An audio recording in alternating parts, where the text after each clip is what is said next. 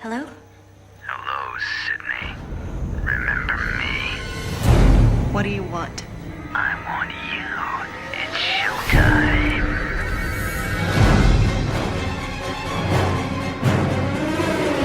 Number 1, the body count is always bigger. Number 2, death scenes are always much more elaborate. More blood, more gore.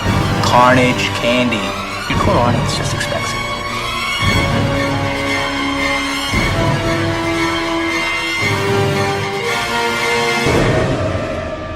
And number 3, if you want your sequel to become a franchise, never, ever...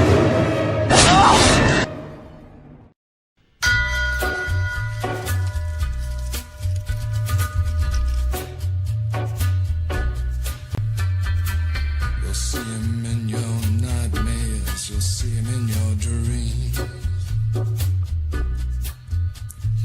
He'll appear out of nowhere, but he ain't what he seems. Everybody's a suspect! You'll see him in your head on the TV screen. Hey buddy, I'm warning you to turn it off. He's a ghost, he's a god, he's a man, he's a guru. You're one microscopic cog in his catastrophic plan, designed and directed by his red right hand.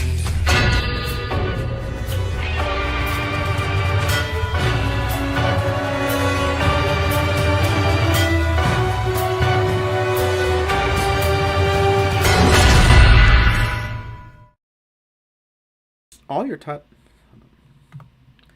Hello, good evening, everybody. Jones Cat 79, aka Chris, joined by my usual co-host Derica, aka Dark Neon.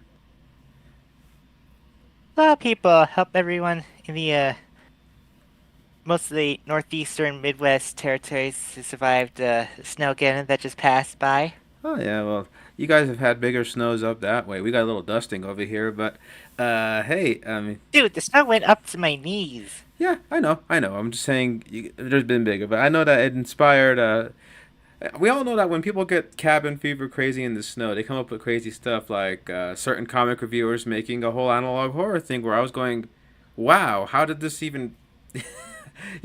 I think you said when you were going into winter hibernation, you re-binged that analog horror station thing, right? Did I give you a copy of that movie? You didn't give me a As a physical gift? cop. No, you didn't give me a physical. No, I know I gave it to CQ. Oh. But Amy. But yeah, so okay, hopefully you're all keeping warm and safe here. Now I'm sure some of you are going, wasn't this promised on Sunday? Well, one, I didn't schedule it on Sunday, and two, things kind of ran a little long with a little activity with siblings that made me say, well, luckily my co-host was off today and said, we can hit it then soon. Hopefully we won't run into any scheduling snafus this weekend because we might have something special planned. But for now, let's focus on the here and now where it belongs. Oh, what's the special plan you have?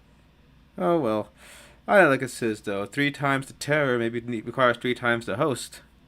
But we'll get to that when we get to that. So... Oh, God. So as we're going live, I realized it'll be my birthday next week. Oh, dear good. Happy birthday.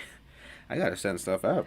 Anyway, yeah, so, of course, we already talked about the first Scream, which was a smash hit that just surprised everybody. I'm sure even Miramax, Dimension Films, everyone was like, whoa, we knew this was going to be big, but it dominated enough headlines. It kept the public consciousness for a while. Parodies were already being made of it instantly. It's like they did it with everything did. Because remember what Stu famously said, wait till you see the sequel. Because these days, you gotta have a sequel. And sure enough, they ended up planning one. Oops, this is losing. Shit. My bad. Okay, I see you now. Oops. Oh, yeah. That was weird. Okay, there we go. Sorry about that. Alright, so as I was saying, though, as we all know, okay, in case it got lost, Scream 1 was such a smash hit, probably to the surprise of Wes, Kevin, and all the producers involved, that, it was already in the public culture. Next, as people were quoting, what's your favorite scary movie? It became a smash hit for the 90s. So, of course, like Stu said, you gotta wait till the sequel, because these days, You gotta have a sequel. But then that leads to a big question, though. Do people, despite actually wanting them, peop sometimes people don't tend to really like sequels. I understand the irony as I say that because literally this past weekend, the Super Mario movie just made a big headway of like showcasing Yoshi of all things, and of course people are excited up the wazoo for that and Bowser Jr. and we'll talk about that in some video. But needless to say, back then, of course, the notion of like sequels was always kind of rocky. It's always like, hey, which are your movies in the franchise your favorite? And 9 times out of 10, people will often say the original will be their favorite because, of course, you gotta love the ones you started on. But that always seems to be the case. I feel. But sometimes sequels are entry points for people to get into franchises that they like. I mean, who knows that all it took was a damn told coon with a injured fin to make people say, "Oh, I care now."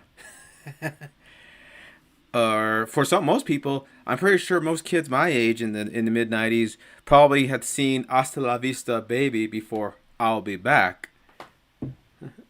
Or by proxy, rode the ride that was spun off from that movie to then go, oh, okay, maybe we should look at the franchise then. Because there's some people that think most of the time sequels tend to be reusing the sets, the same premise, sometimes even just doing the same plot but with different characters, and just Hangover 2. Yeah, it's basically redoing it again and again, so you can, but with cheaper production values, cheaper investments, to the point where most people will sometimes look at sequel as a dirty word. Now, keep in mind, this was before franchises were now the dominant meme. Now you want to make sure you can have 5 or 6 movies following off of one entry. But back then, you were lucky if you made one that was good enough and it had enough interest that the studio says, let's do this again. And you're even luckier if this franchise organically ends up growing out beyond just, okay, let's do the same exact thing 5, 6 times over. But you always get into that dicey parts of sequels either being... Sequels being either, far removed that why is this even having the same name, or sequels that are you're just doing the same thing, you're reheating us leftovers. But every now and then you will get those sequels that people say really build upon, and in some cases, depending on who you ask, surpass the original. For example, one of the most famous of all, which is brought up in this movie too, is Empire Strikes Back, always being considered the much more wow Star Wars film than A New Hope, even though A New Hope kickstarted the whole bag and everything. But you still get people that still say Empire, better effects, deeper stakes, characters are more fleshed out. Star Wars was introduced... That is sequel per trilogy fully planned out. Yeah. Yeah, Tell that to fully George. Planned out. Uh-huh. I'm sure George is as surprised as you are.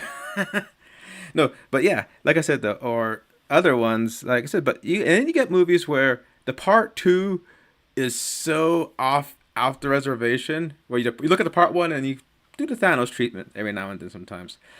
Like AVP versus AVPR. Even though I argue that AVPR does have some merits, very few, but you really gotta dig through the murkiness to get to it. Literally in this case. Or make a special cut for your friend with the basis that you're gonna give them a princess drawing afterwards. But yeah, so like most of the time though, unless it's something that has like pre-planned books, like say Lord of the Rings or Harry Potter, or or there's unused threads that could be further expanded upon in sequels, like deleted scenes from Terminator becoming the basis of Terminator 2. Most of the time, sequels either because the studio wants another one of these and they wanted it fast, and famously, sequels in the 80s, ran rampant for a lot of horror franchises. Some of varying degrees of quality. Some would say some got better, some got worse, and some they should have been put out of their misery. Halloween. Why? just why? Mm-hmm. But that's the funny thing. Scream is now a hit.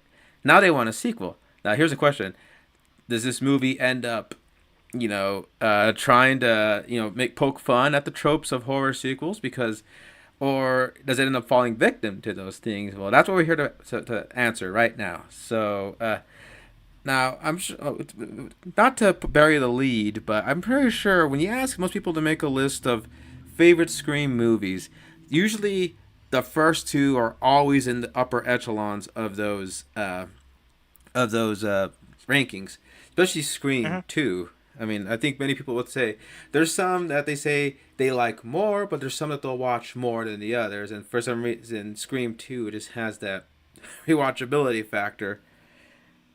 That'd be from me too. Hmm. Yeah. Okay. Now, I know people say they love good sequels, but they hate bad ones. And we've seen examples of bad ones in the horror franchise like crazy. Like I said, Halloween is probably the first one to come to mind. And then there's some that are like, just you just tilt your head at like the Texas Chainsaw franchise is just one weird inbred boo. Just there's no continuous Although, storyline. although, although the first sequel actually was pretty good, honestly. But to be fair, I think Toby Hooper was just having a lot of fun with that. Especially with the casting, though. The cast, I think, just makes up for the movie. Oh yes, you got freaking Dennis Hopper as an insane Texas Marshal, and you got Bill Moseley playing, another version of his Chop Hitcher Top. character, his Top Top, which Mike Matei played hilariously in his parody of that character in the video game nerd Texas Chainsaw. But like I said, it is interesting that horror was always at the tip of the spear when it came to horror, no, to franchising, because up until that point, I think franchising was only exclusive to like long-running characters like James Bond, Godzilla, or like serial characters like the Marx Brothers and stuff. But most of the time, it was unheard of if you got another one, and let alone make a bunch of them. But I think what really helped horror get in that regard is that these things are cheap to make. Because most of them And cost like. not only that, but you also got the excuse to have different characters signed, so you don't have to like pay the same actor over and over again with the numerous returns. Hmm. Yeah, so that's why horror was they churned them out fast, but at the same time, quality would vary because it's like, well, it's like restaurants, like fast food restaurants. You can make one really good signature sandwich. When you got like 10 of them needed at once, I think some of them might not be up to the usual quality standards. Or sometimes if you didn't care to begin with, you'll be Mr. Krabs and throw out anything out there. So I guess when the sequel was commissioned for Scream 2, I'm pretty sure Kevin and Wes were like, should we? Because. Actually, it says Kevin had a pitch for a sequel, just in case. Hmm. Is that I give Kevin Williamson credit here.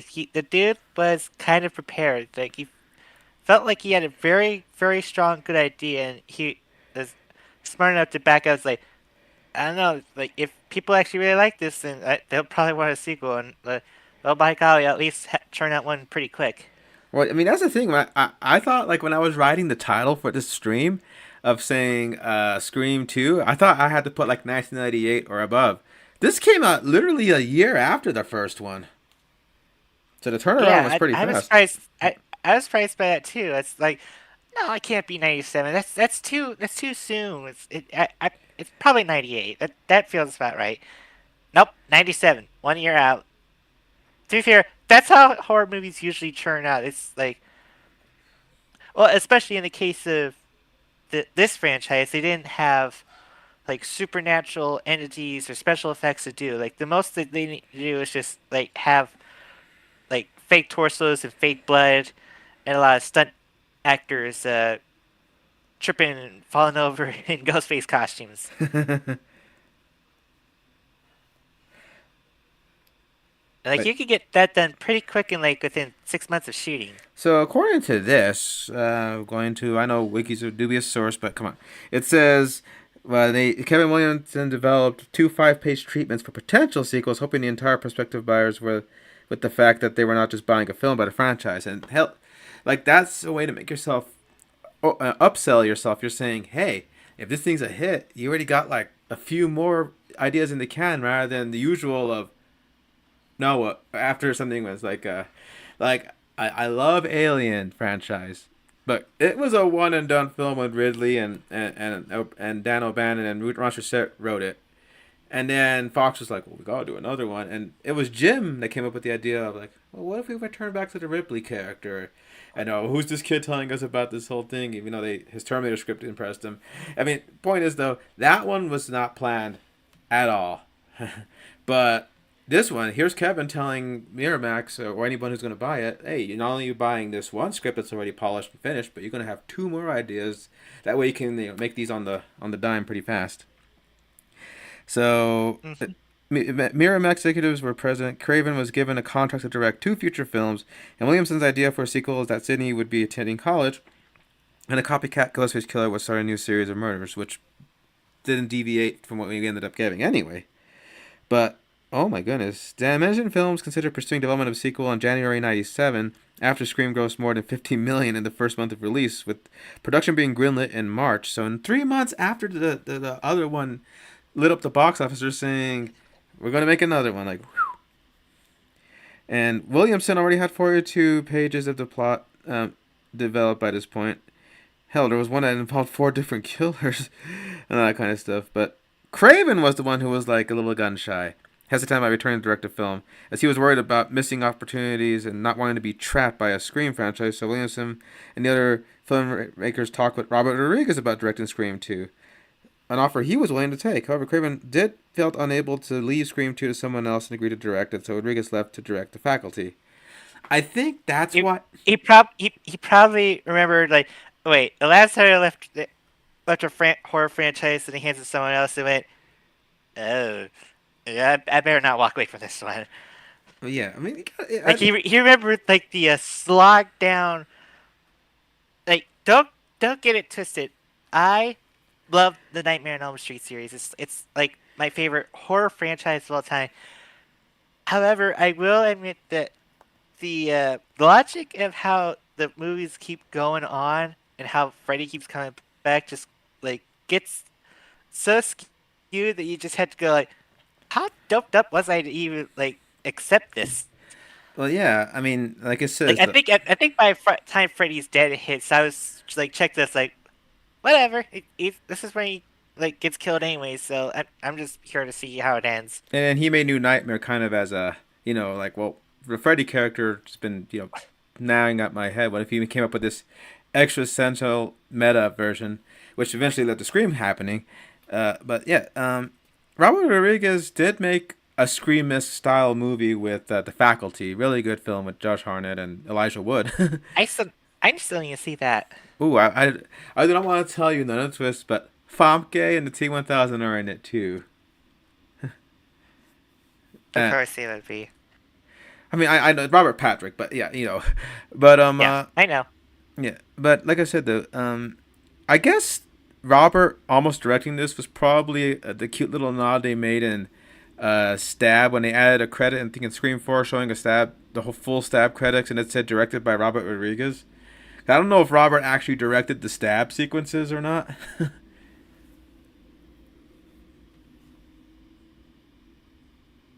I was about to say I think I remember like I was gonna ask a question of like, hey, who do you think they had to direct the in-universe Stab movie? And went, oh wait, well there's the original.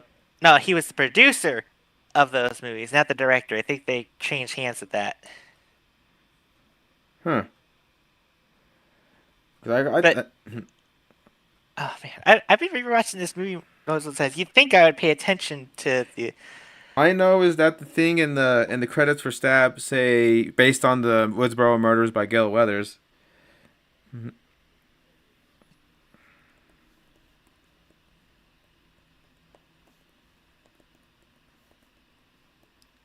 I'm sorry. Anyways, so I think another big aspect I think that whenever people think of Scream 2, they think of, oh yeah, the one that got the big leak in '97. Now, obviously, internet leaks are like passe. It happens every day, and goodness knows there's some companies where they got leaks that was just so uncalled for. Like, yeah, the low blow hit on Insomniac. That they did not deserve that shit to happen. But you gotta remember that whenever you talk about leaks on the internet, this usually we're in that age where that can't be like a occurrence. It happens. It's an unfortunate thing, but it happens. But in '97, with the '97 internet, that takes something huge to make that go public. Like, oh damn. Yeah, like again, this was the early. I mean, like I said, Scream. They're lucky they didn't have to contend with the internet, but by this point, the internet was in full swing, and I mean, it's not as big and fast as it is now, but still, the idea that I know the twist of what happens in Scream 2, like before it comes out, like months in advance, you're like, biting your lip, going, "Ooh, goodness." But yeah, it's such a big noteworthy thing that it actually made a big mention in the some of the documentaries for Scream, Yeah, in some which there's Wes definitely gave a let's just say a very colorful message to those that leaked the ending out. if I remember well, he said it in the documentary, right? Something to the extent of, huh. I hope you're happy with yourselves, fuckers. I remember he said, yeah. And Wes is a mild mannered guy, so if you get him to cuss, you're like, oh. But yes, so, yeah, according to this, it said that the Scream 2 script leaked online in early 97, revealing the killers and major plot points, which forced writer Williamson to extensively rewrite the film during production. And other details, there was original killers that were different than what was finally there.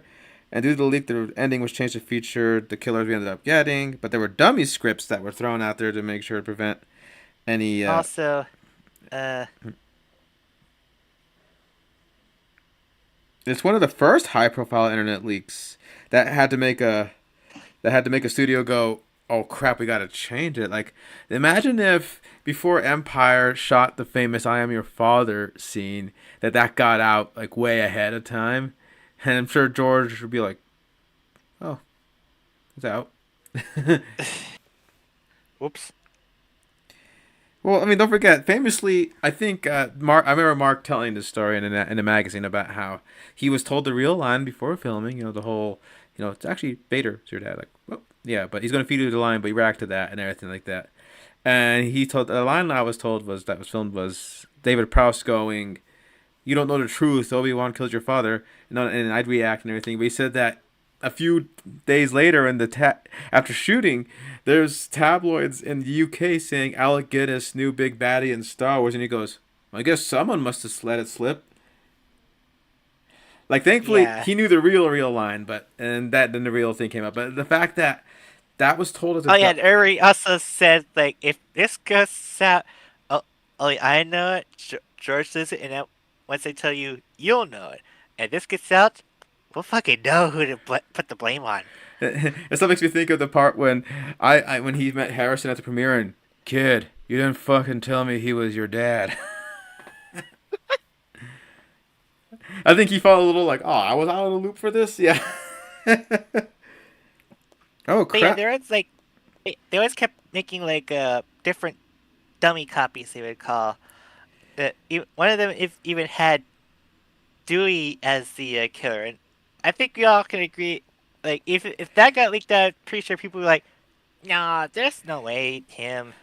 Yeah, I mean, I'm sure after. He was he was so lovable enough that the filmmaker said, okay, we won't kill him. We'll throw in a last minute shot to show that he like got in an ambulance. He's safe. He's fine. But yeah, and like I said though, it's like those game theory videos, or film theory videos where they say, "Oh, this character is actually this character." We laugh, going at the logic and saying, "Cute," but that wouldn't be in character for the character. And if the studio actually went with what you were theorizing, that would be just ludicrous. But yeah, so like you said, think about it. 1997 internet. The fact that you said we know what's going to happen in Scream 2 way before it comes out, and you set it to forums, it's like, again, driven him into panic mode. But like I said, they eventually got around to fixing it. So, like we said, we all know we're doing Scream 2, where once again we got Sydney running away from someone in a ghost face mask that wants her for good old fashioned revenge, as the title implies. But the question is, how do you do that? We saw one guy take a bullet to the head, and the other guy got a TV smash on him. Welcome to primetime, bitch style. So how is she going to be running away? Well, that's the beauty of That's the beauty of a murder mystery, is that, imitation is the biggest form of flattery. So that's where you get the copycat killer, which I'm sure Jason fans are groaning, remembering the unfortunate Roy. Roy, was it Roy Chase? But the not Jason in New Beginning, but I think he acted more like Jason than Jason had in anything for a while. So what if he was a fake? He had some Tom Goodness Morgan. knows he had a bigger body count than Jason had at that point. Exactly. Jeez. But yes, the thing is that the beauty of the mask and the fact that it's such a basic costume that's like the guy said sold in every dime store, mom and pop shop in the tri-state area, that And any a voice filter that anyone can use. It basically just leads to potential of like, what if someone decides to like they want to be the next killer? unfortunately in real life we have seen that is a situation where some guys will do something bold and drastic, and you'll have some little chuckle fucks trying to follow in the exact same way or try to outdo what happened. In fact, one of those such incidents ended up affecting Scream 3, but we'll talk about that when we get to it. Yeah, But but needless to say, it's, uh, well,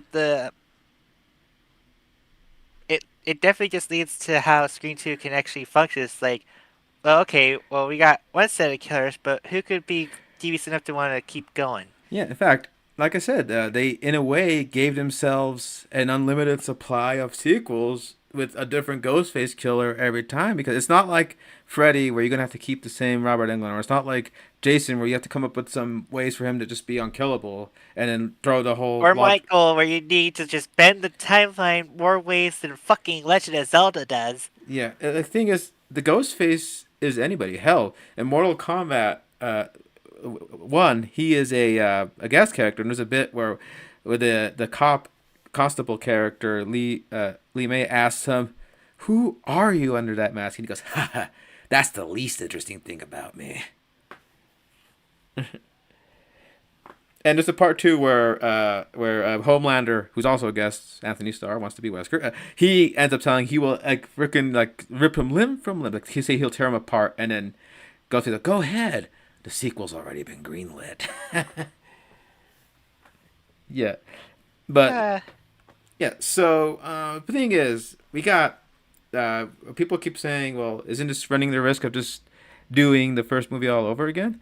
In fact, the movie itself comments on that, like saying this guy is trying to repeat Woodsboro by making subtle callbacks to like the names of deaths or order of victim and stuff like that. And even the film nerd Randy Returns is telling about how maybe this guy wants to cash in on the fact that their movie's being made, and they want to like make their own follow up to it. That's kind of amusing to think about in a sort of meta way. a notion that will definitely play a big factor in certain, let's just say, fandoms that want to keep it alive in some way, but we'll get to that later. But yeah, the premise of Scream 2 is uh, the first events of Scream has been made into the book, The Woodsboro Murders by Gail Weathers. Best girl, I can't wait to talk about her. And of course, it gets an adaptation. I want to know. I want to know how fucking epic the book must be that people are excited for a film adaptation to it. I mean, like, did you see the opening night of that?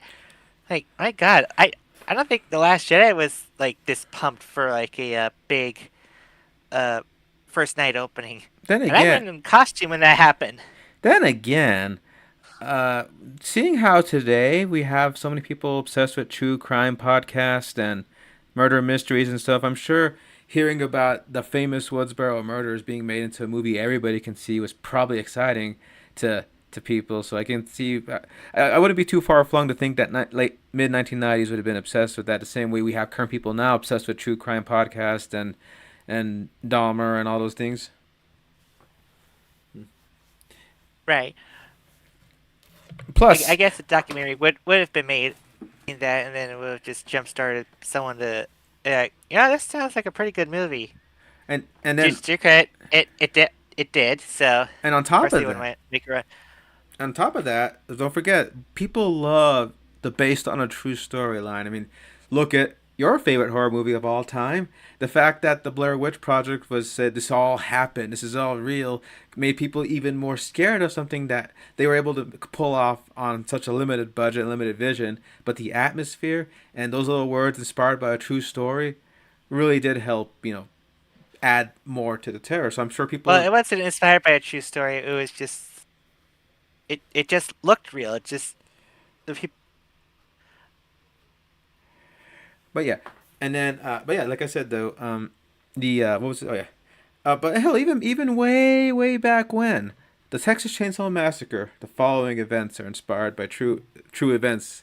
Even though there wasn't really no household of cannibals, it was inspired by Ed Gein, making skin lamps and stuff like that. But they went an extra mile further. But the fact that people are watching Leatherface and going, "This was real," made some people even more scared of it. Like, so I think in universe for Scream, hearing that these Woodsboro murders actually happened, like when It, someone. it's still it's still hilarious to think like just like look at it, the library of like horror movies. Throw a pebble at it, and 9 times out of 10, it'll be based on Ed Gein somehow.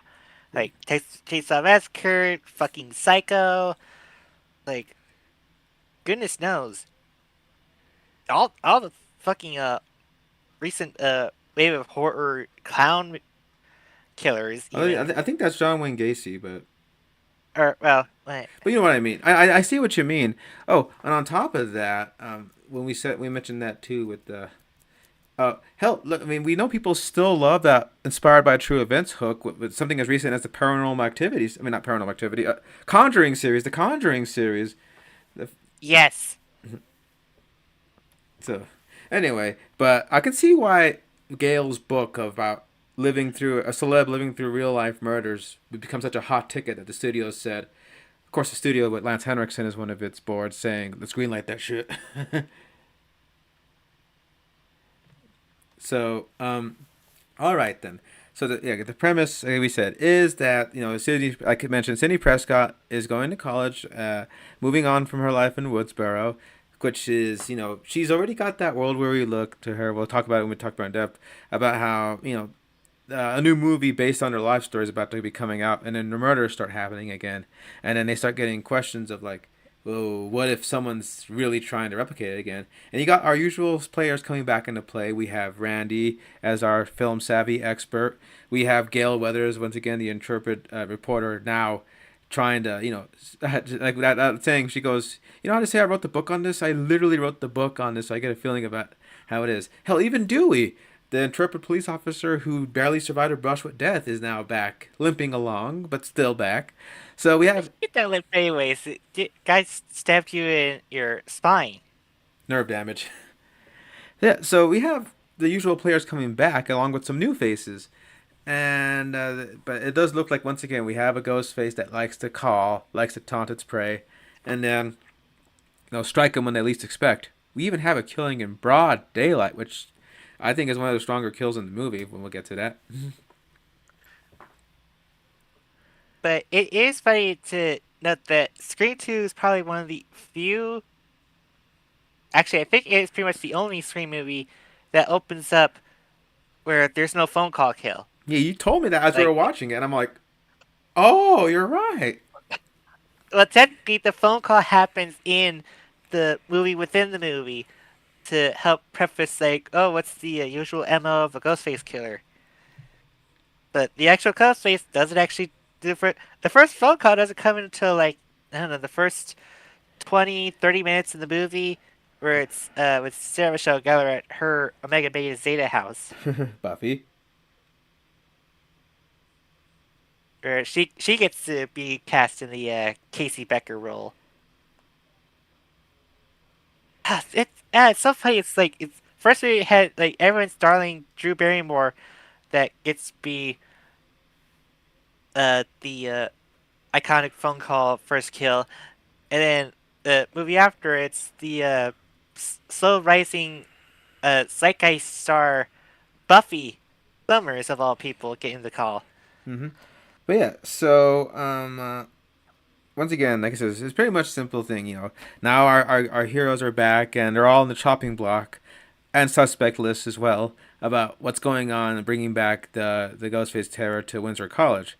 I mean, you gotta admit that the college setting as a horror, backdrop has been seen before in fun ways, like famously like sororities, a sorority house, slaughter, but you know what I'm trying to say. The only ones I know, I mean, I haven't even watched them, but I know of are like graduation day and final exam. Well, those are good. But yeah, I remember Happy Birthday to Me kind of on the college too. But yeah, yeah. So like I says, bleh. Now what's funny is even though it does have some beats from the first movie, it doesn't really try to just sell us the same thing with a different code. It actually does try to turn it on its head.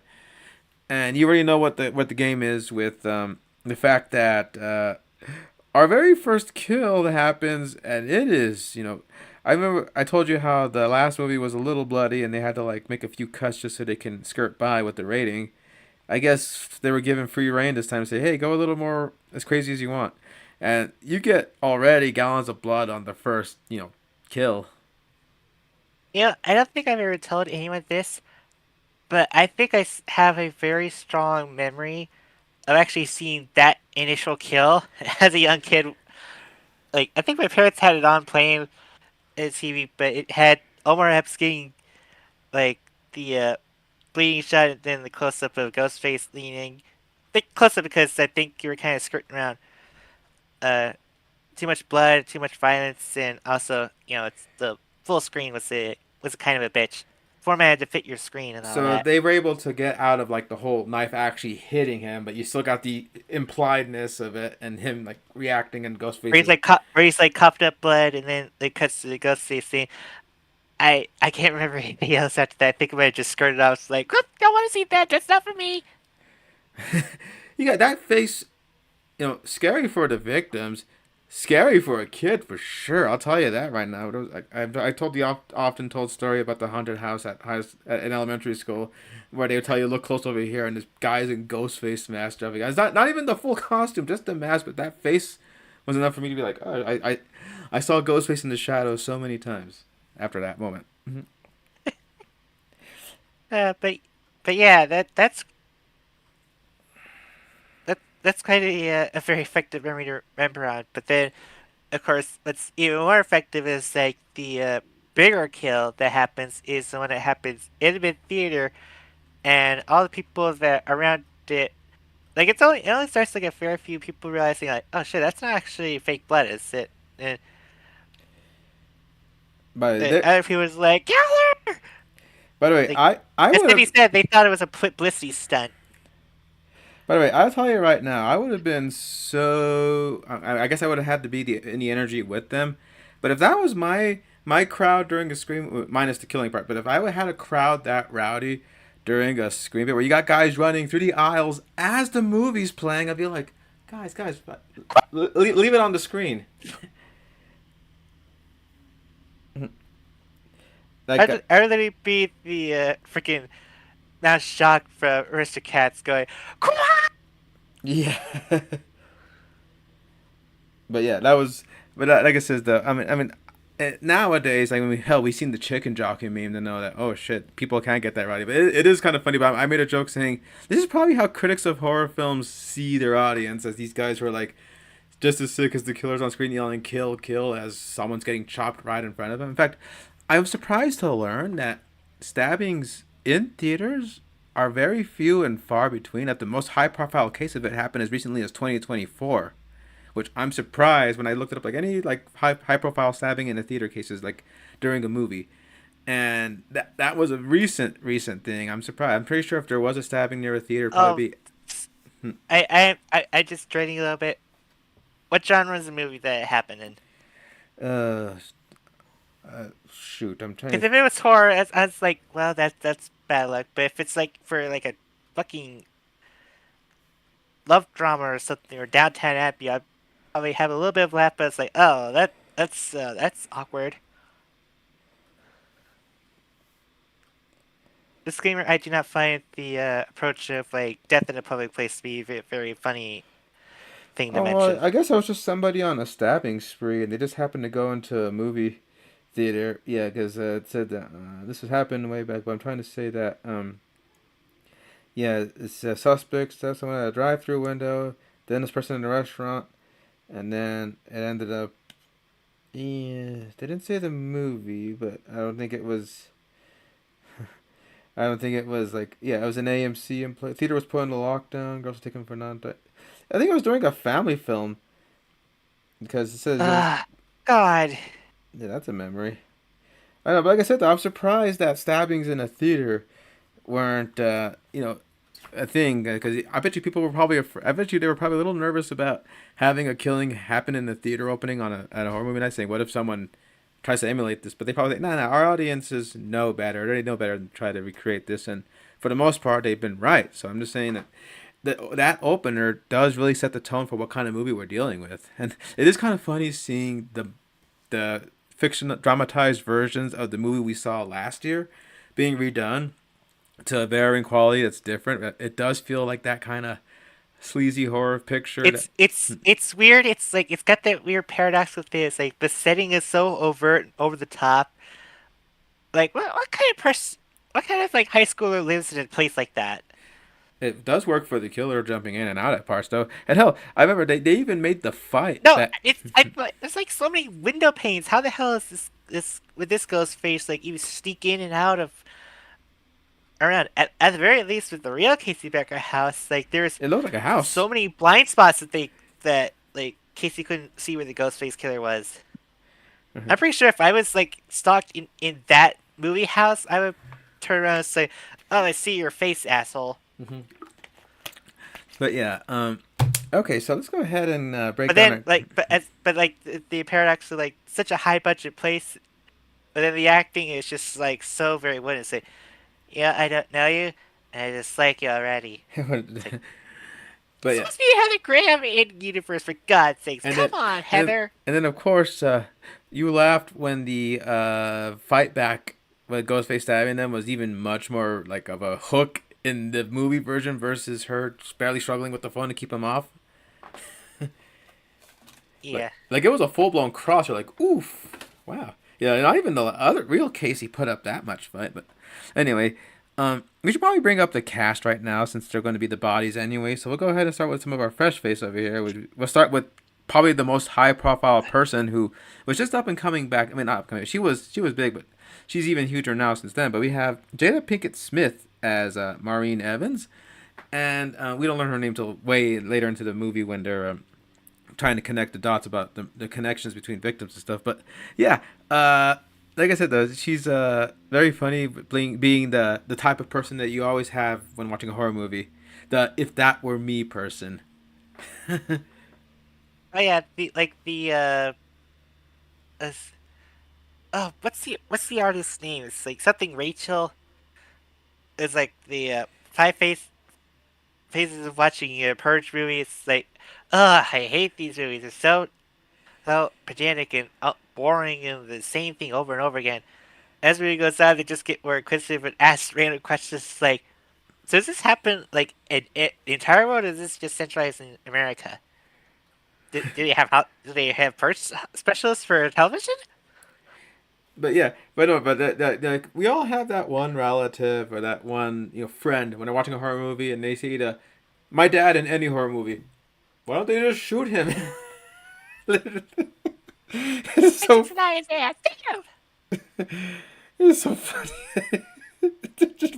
Especially if there's a police cop and if they're always stunned and scared and give the killer enough time while they're like in that stun mode. That's a just man, why didn't you just shoot him?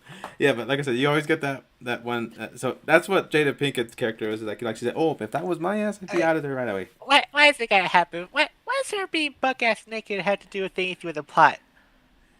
Now, a reasonable horror movie fan would be like, we're supposed to get the like have their guards down. They're pretty much exposed, vulnerable. It's a high vulnerability case.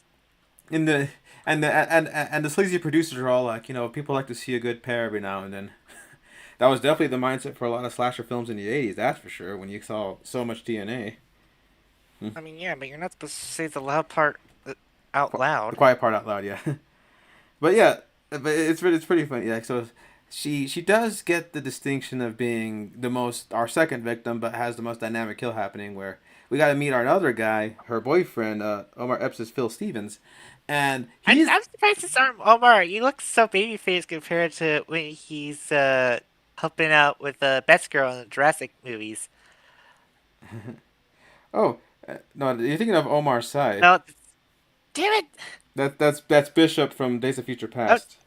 I was, I was like so excited. It's like, oh, it's a thing. I was like, no, it's not. God damn it! Oh, but I know what you probably have seen him in.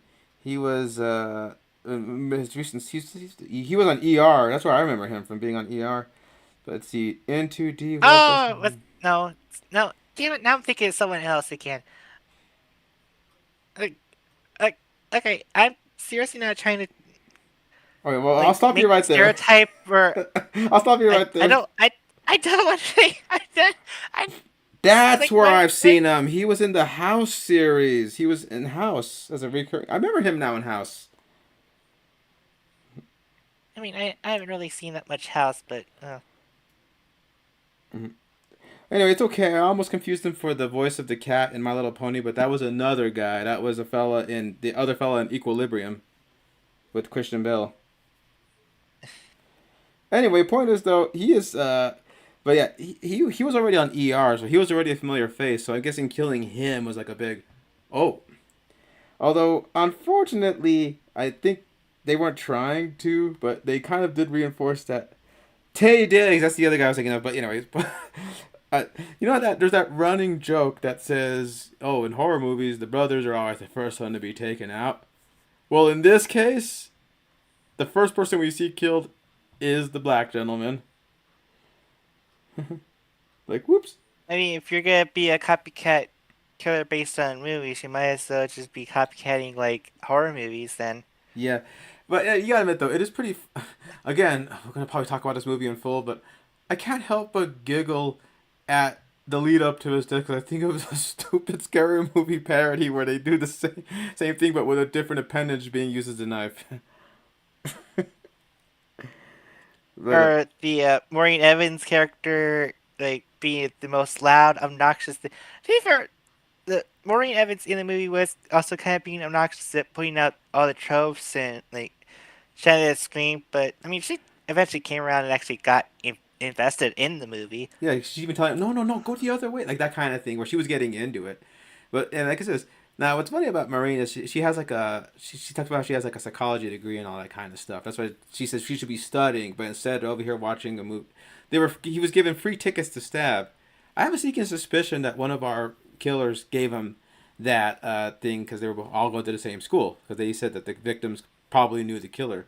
So and conveniently at this screening, they were handing out free ghost face masks. I'm like, wow.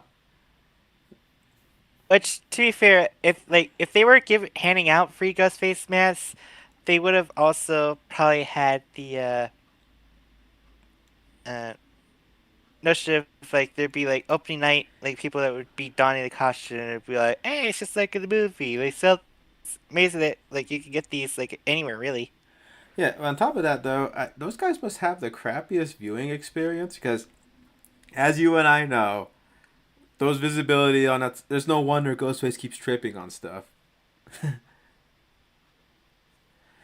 I don't know, but they were really getting into it. Hell, like I said, even Phil does a little jump scare attack when she's she's trying to go back to the theater and out of the closet pops Phil with his ghost face mask. But because the thing is she's trying to point out is how I love the funny part though when they want to see another Julia Roberts movie at the time, and she points out how you want to sit through a movie called Stab, like of all things. It's funny that it's amazing that theory would like say, hey, I don't think anyone's ever named a movie called Stabbed. And we looked it up. There really wasn't a movie just called Stab. There's Stabbed, the closest thing to it, but for the most part, yeah, I wouldn't be surprised if that was one of the potential names that they were throwing out there.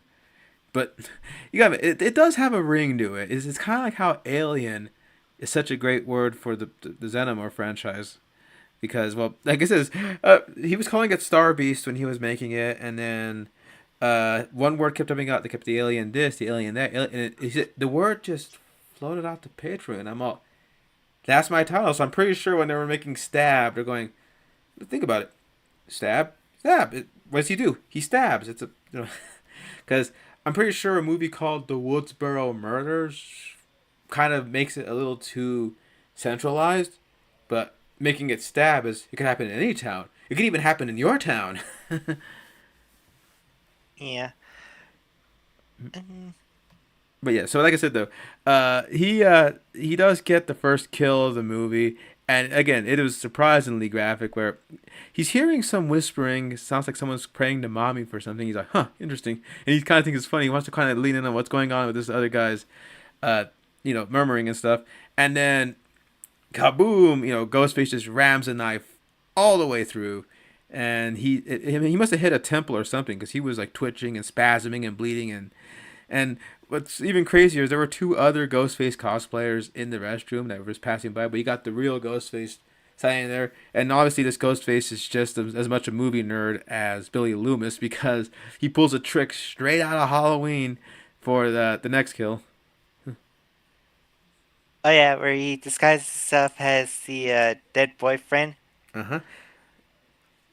And what's great is as she's getting scared of the stuff that's going on, she like feels the blood on the coat, looks at her hands, and then Ghostface has a surprise with the knife and just starts going at it. But like everybody in the theater is probably thinking, no, maybe this is just a couple that's really getting into it. They're playing into the spirit of things, so they're just cheering on everything, even though some of them are feeling like the heck stuff's getting sprayed on me and everything.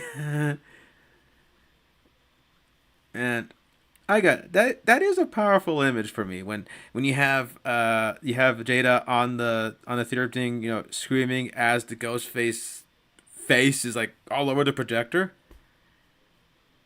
Just something about that is like, ooh, that is a chef's kiss moment for a horror opener. And, like this is dead silence. It of course is we always like to watch it, and I just throw like, oh my god. Yeah. I don't know. I kind of see that face as a fuck you all face before falling down. And then I don't know, but yeah, like I said though, that the setting for it throws exposition just in case like for whatever reason you just jump off of Scream 1 and go into Scream 2 right away where you got a friend's coming out and they're saying I'm not going back in there and it says that's just a movie, you chicken shit, and she goes no, this was a real story, those kids actually died. I know Boy, that. she got out of the. She made the right call to leave. Hmm. I mean, I don't think they were on the chopping block to begin with, but I think that but therapy bills for life if they had found out. Yeah. So that's our two cast leads and already been dispatched. But like I said though, as far as it comes to Scream openers, that is definitely one of the all-time top ones. But like I said, Scary Movie made such a great parody of that scene too, where we were just laughing at where even the Ghostface killer's like, I didn't have to do nothing for this one because she pissed off the audience so much that they start taking a go at her. But you gotta admit, some of the shots of just seeing like the ghost face mask just sitting in an auditorium is rather haunting. I know it's just pretty neat. But at the same time, I'm also thinking maybe they don't have the best visibility of the movie. But maybe they're planning on seeing it opening many times. Then again, Lord knows I have this stupid idea to go take my Mando helmet to go see Mandalorian and Grogu. So I'm going to be seeing the IMAX movie in a T shape. So probably not. Yeah. Anyway, so Like, to be fair, I didn't. To be fair, I didn't watch the entirety of the Last Jedi with like how Red Mask goes. Once I sat down, I just took the thing off and say, "Okay, yeah, that's enough. I gotta see the movie now." yeah. All right. So okay, next on our list we have, those Marine. Marine's dead. Followed by, Stevens. even though technically, the order was our killer already messed up trying to remake Woodsboro because they killed Steven before killing Marine. But Anyway, I guess they were trying to do the.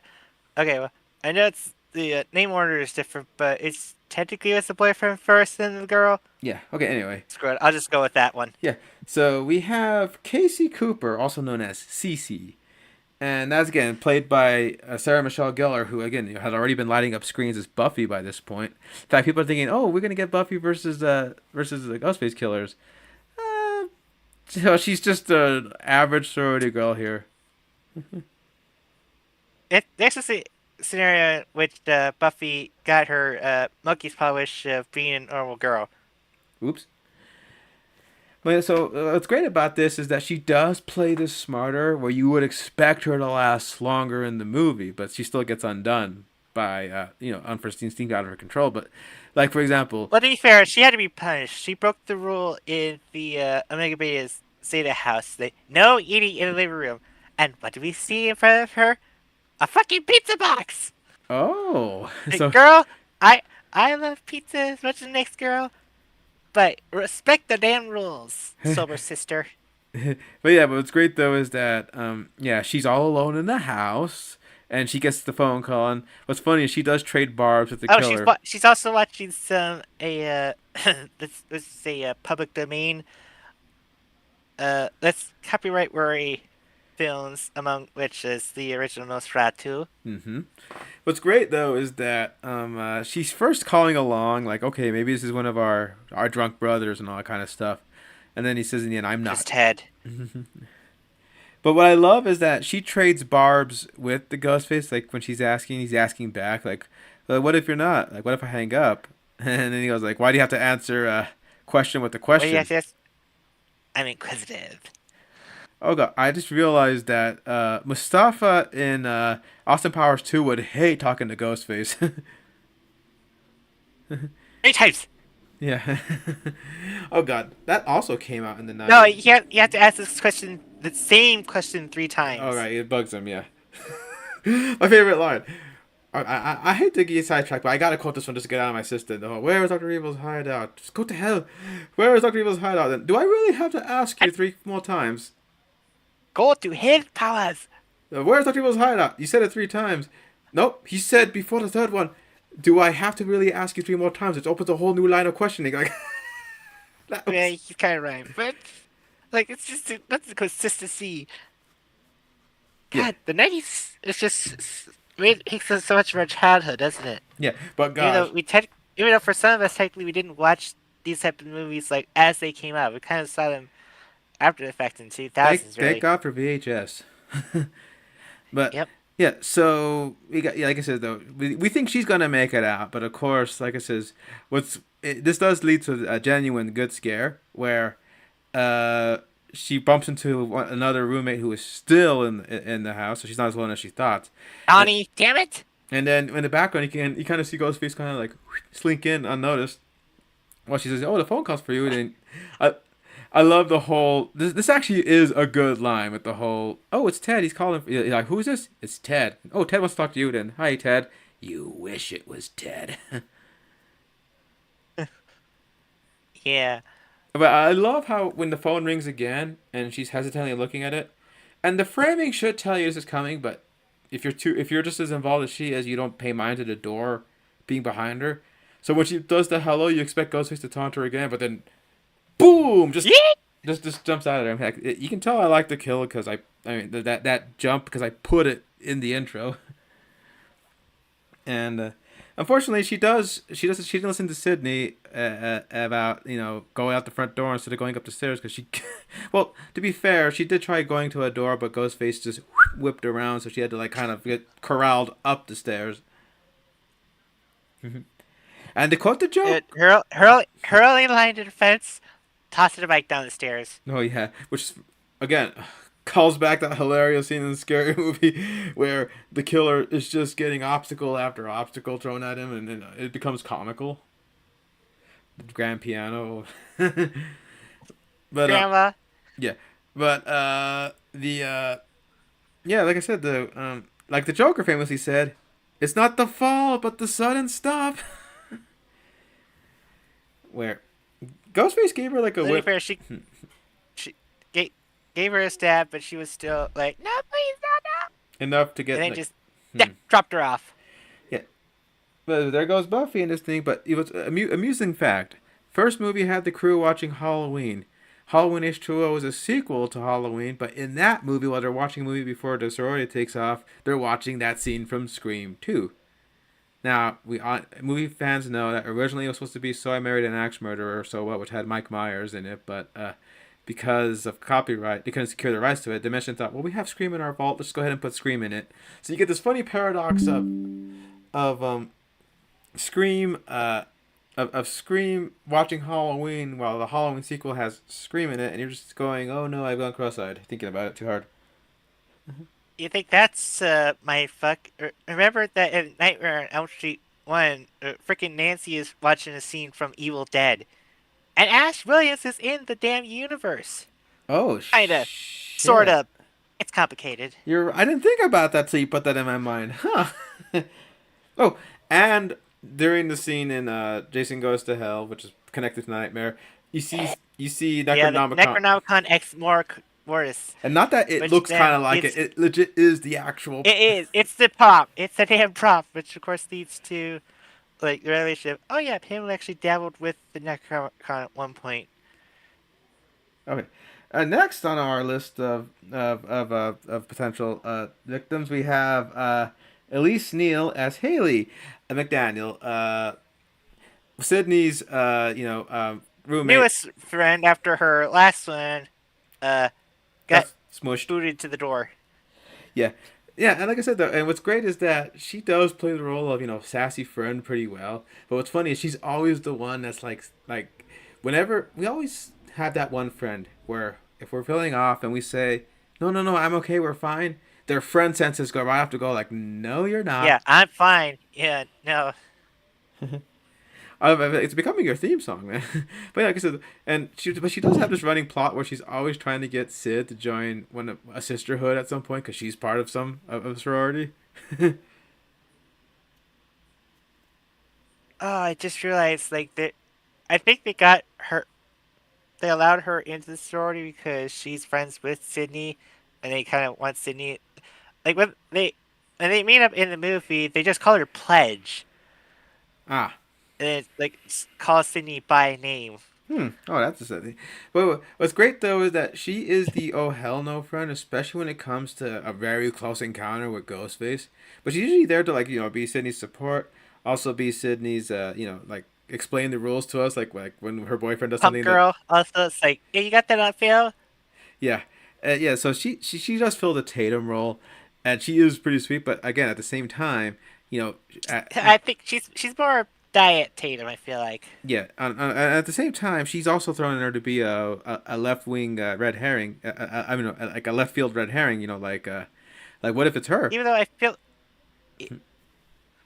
it's I understand, like, oh, that's like a direct, and like it was in the original script, it was touted that she could be one of the killers, but like looking back at the film so much often, they don't really give her a that scene where she's like, oh, she's like coming in like out from like around the corner, maybe she was like elsewhere. It's like, no, she never really gets that type of scene. Yeah, you get a lot of that with Billy and Stu in the last one, and a few of the other red herrings in this one too. So I see what you mean. Like even freaking Gail Weathers has that kind of moment after Cece's murder where she just arrives from right around for the truck. He's like, maybe Gail could be trying to start another one because she did pop. She's even telling like her like agent to not pull the movie out the weekend after their murders. Like, no such thing as bad publicity, right? But yeah, like I said though, so she is really there to be the friend, which is why you're always like, oh no, when she ends up getting capped by Ghostface. Although it is rather funny watching the movie, trying to play in your head. Okay, so Ghostface was knocked out. They were in the car. They get past the Ghostface. Sydney has a whole dialogue sequence with Haley. Runs back. Ghostface is gone, and then he just teleports behind her to like whoop get Haley, and that's sad. But it is pretty double stab. But it is funny. You're going. I'm just thinking. I had to run the math in my head of. Did he have enough time to actually, realistically, roll under the car, run up? Because I am of the opinion he actually did come through as they were sneaking off, and he's like, you know what? I want to play this out. I want. This is way too easy to get through this moment. And then the I minute they actually want the thrill of the chase. and the minute they were both of them were backs turned, that's when he took his opportunity to like slide out. Yeah. Yeah, but because when Cindy said I gotta go find out again, you could already see the driver's seat's kind of not as occupied as it looked a few scenes prior. So he was already gone before she even decided to go and see that he was gone. The dude can pull off like a stoic stare. Like goodness knows he was able to keep a cool head look as the opening uh, shot of the Stab movie premiere happening. He was just kind of sitting there like, Mm-hmm. So he could just play dead. Right. Yeah. So then we have Dwayne Martin as Joel. I know it wasn't planned this way, but with the exception of Sarah Michelle Gellar, most of our colored folk are like lumbled together as the new cast. It's just pretty amusing in that way. But Joel is funny in that he's what people call the guy with sense. Because at first he's brought in just to help with the interview that Gail Weathers had promised to set up. Then the murder's happening, so that ends up sweeping him up, and he's like, okay. And he didn't really know what kind of person he was working for. So it's just a funny moment I love where he's like reading through the Woodsboro book, and the more he's looking through it, his eyes are getting bigger. He's like that Oh no! Oh no! He's like that No! that Ratatouille meme of the chef who reads the note, and that's exactly what he looked like. No! Stop! What happened? Yeah, The blood is on the windshield? No! Hell no! yeah, but like you said though, he is the one that I should have read your book before I signed on to you. Cause at first it's exciting for him because he used to do like public access news and stuff, and he gets told, "Oh, you get to work with D. Gale Weathers on a high-profile interview." So I guess for a guy like him, he's thinking, "Ah, sweet." And he's not as slow as Kenny, so I don't see Gale yelling at him as much, except for when he's getting a little squeamish. Should we really be doing this? She's, "I'll check your conscience at the gate, sweetheart." Yeah. Yeah, but they even freaking Joel had a moment where he walked away. And he could be the killer. He's like, oh, he just the only alibi he has is like, well, you got Dunkin' Donuts. Yeah, I remember he kind of just slid. He just probably did a little look as he was walking by. So you're going, He what? The killer did happen to be in the van. Who's like, who else has access to the van? that is a good possibility. Not, like I said, I would have been surprised if it was him. But it's funny how he says like that. Well, now that the van has been turned into a crime scene, I'm doing the part. He's catching the nearest cab out, and people laugh saying this is probably the smartest black dude in a. Well, again, I keep telling you again. Oh, that scary movie. Say black. White folks scared. What a bad now. That joke actually made me laugh hard the first time I saw it. Like, okay, that actually is pretty funny. But yeah, like I said though, he's not in it a lot, and they don't do enough sprinkling to make you think he's the killer other than a few odd glances here. But to be fair, at least he does have good moments, like especially when he has the reactions to the van kill. He just kind of like faints, like. Yeah. Yep. I react like that too. And then when what's great is even though he leaves, well, I'm guessing he must have had a thought about it and decided to come back to Gale right when she happened to survive. Well, no, he only comes back after the killer says like, "Whew, okay, that's good. That's out of the gate." So I won't have any worry of getting stabbed. Yeah, but I like how he talked about how he was a little upset with. This is a good line where he mentions, I should have read your last book where it said your last guy got gutted, and they go, he didn't get gutted. I made that part up. He didn't get gutted. He was slashed. Throat slit. What? Gutted, slit. The man The ain't. dude is not here anymore. I love that line. Dude's not here no more. Like, yeah. But again, like it says, Dwayne Martin really did play him he is a lovable character that I am glad was able to make it out. Because, there's some characters you see in this movie you go, oh, I hope they make it out. Like, I'm pretty sure Kenny probably could have been one of those guys. And then, of course, he didn't. And it is a shocking kill that happens to him. So, I like how he had the sense to think after it got too real with the van, he's going, okay, I'm in over my head. I should just book it. So, I think few people argue he was one of the few guys. Well, to be fair, even Sydney was like, nope, I'm out of this college. I got to get out. Yeah. And then we got our last new fresh face, besides the killer's faces. in probably what best character in this movie, which didn't pan out due to that leak. I'm guessing. Jerry O'Connell as Derek Feldman, the boyfriend, and oh my gosh, the more you see him in this movie, you're going, he actually is perfect for Sid.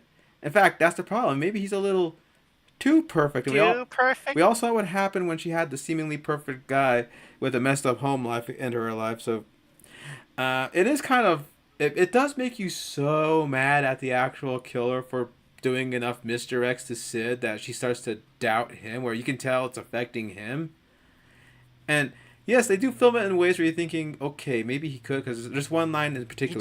he does have the Stasi yard stairs. Is like, dude, are you intense? What the hell? Chill out, dude. Like one I think that it does make you say it could be him was when Dewey's questioning him about the cuts, and then he goes, "Oh, it's a shame he got away, huh? No, it's a shame you got there too Shame- late." Yeah. And Oh man, the killer got away scene. Where it's like everyone's just like pointing fingers, like yeah, killer could be you, could be you too. it's the spy scene. The killer could be anyone. It could be you. You could even be even be me. Yes, it's a boyfriend. Watch, he'll have the ghost face mask any second. Yeah, but what? Any second. There. Oh wait, no, that's just his door. This is a doormate mask. According to this trivia, it says the cast was not informed of the identity of the killer to the last day of pencil photography. Also, the cast did not receive the last 10 pages of the script until it was time to film those scenes. And the last 10 pages of the shooting script were pinned on gray paper in order to deter any copies of them. All cast were required to sign confidentiality clauses as parts of their respective contracts that precluded them from discussing the outcome of the story and the killer's identity. But I'm pretty sure the other ones would have been like, yeah, we'll comply. Hush Hush would probably been the returning cast. Obviously, because they love working with Wes and Kevin and all that, they would be like, no, this is all in the family. We keep it quiet. But the new faces, you never know. Oh yeah, so it said this that. By the way, I always thought the scene felt improv, but I guess it was written in. There's a part where they said that actors to get for Derek's part were all tested to see if they could sing that "I Think I Love You" scene from Top Gun that they ended up performing, which it is a moment that does stick out because, I mean, not in a bad way, but you have these tense moments. There's a lot of mistrust. Everyone's down. People died, and then he decides to start cheering Sid up by talking, and he starts going into the scene where even they go, "What's he doing? Oh, this is Top Gun, huh?"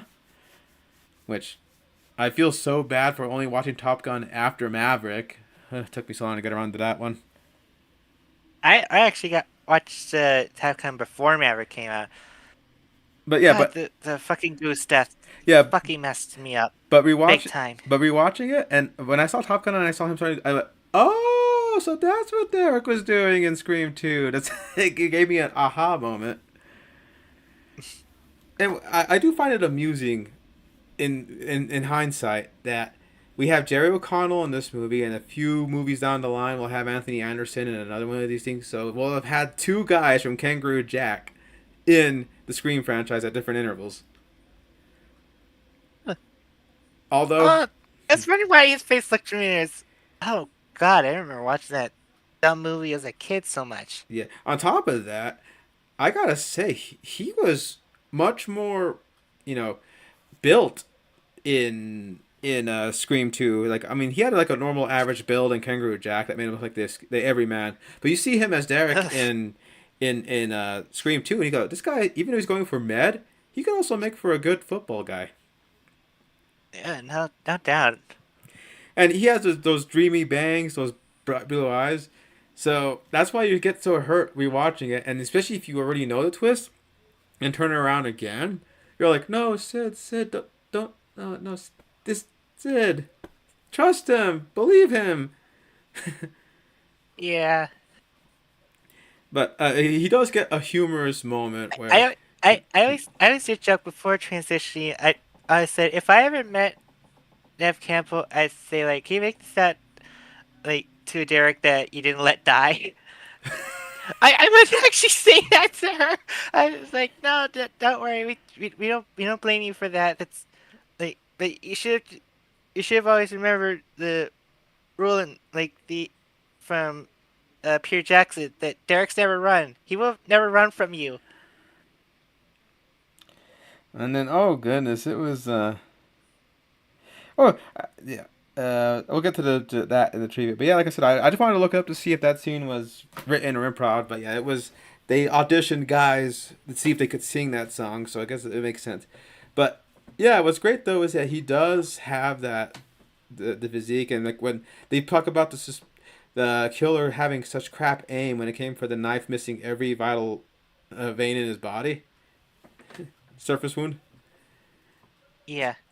But he does also get one of the best iconic moments from this movie, where Sid gets jumped by Ghostface, and the door's locked. He's trying to get in, and then as she's trying to open the door, Ghostface lunges, and then the knife just comes straight through the door, and Derek's like, "Oh shit!" Woo! I wouldn't be surprised if they told him, "Okay, we're gonna ram the knife through on three." Okay, and then before they can count three. Whatever you do, just don't move your head. Do not move your head where it is. All right, three. So that when the knife burst through, he gave it a realistic like, "Oh." It is such a great moment. Yeah. But yeah, he does have the comedic timing. He does have enough of it to make you go, it could be him, could be not. And when you know the original script, oh, here's Ian. Hi, Ian. I'm sorry to say hi. So he's only seen the first half of it, and I've seen Maverick the entire film. Sorry, I wasn't keeping track of the comments. I had like the my messenger app up instead of this. Uh, but hi, yeah. Let's see here.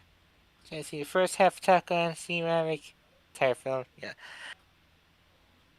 But yeah, these I think what I like most about Derek here is that I feel like he is probably like was the best boyfriend to have, that he understood that he should at least back off. Like he wasn't like you can, I feel like Billy has got to be like the most manipulative boyfriend you can have.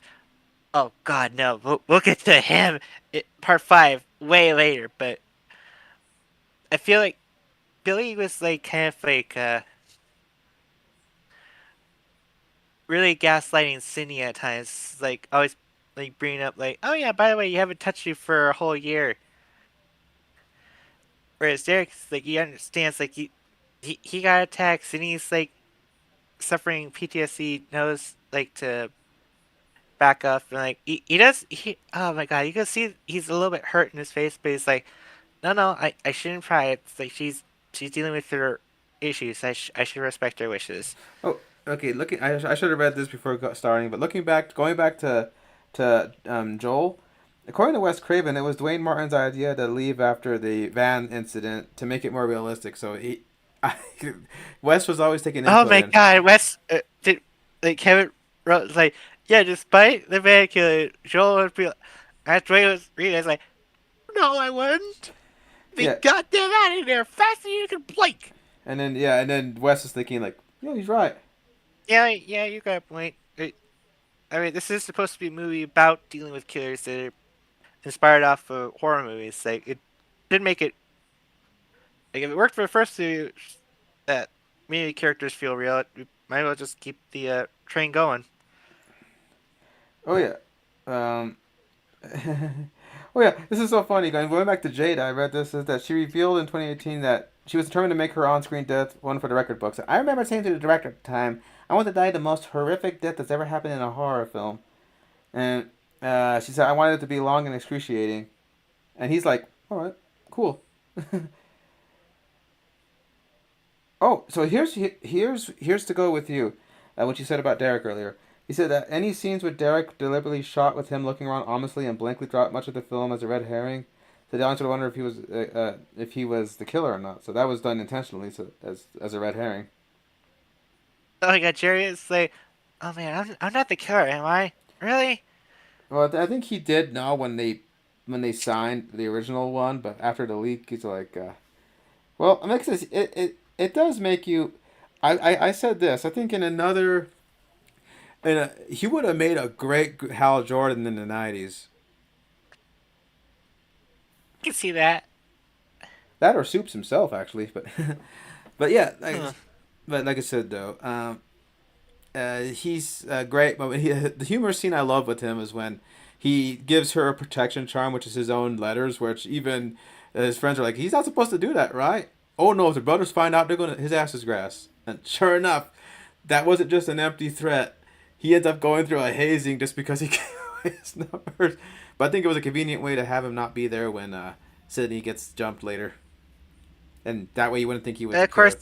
of course, that act alone Sydney would remember that from onward. Says, well, unfortunately, she gets Derek killed, shot dead. Uh, But she, to this, I think even after she was married, I think she might have the letters on her person somewhere. Like they might not be her necklace anymore. I think she might have reforged them as like a bracelet or something. It'd be cool if there was still we gotta look in future sequels after that. Anyway, so now we have. I know she has them. I know she has them in 3. I know she has them in 4. Mhm. All right then. So we that's all our fresh faces so far. We're leaving out 2 because of the big reveal, and right now we're gonna go on to Jamie Kennedy back as our film expert, Randy Meeks, now attending film study in college and trying to move on from Woodsboro like crazy. And unfortunately, makes a big boo boo that would discredit his film aficionado. Oh goodness, goodness. Well, Get away from her, you bitch! I believe the lady is stay away from her, you bitch. which I recall, it was written that the student would say it wrong and Randy would correct it.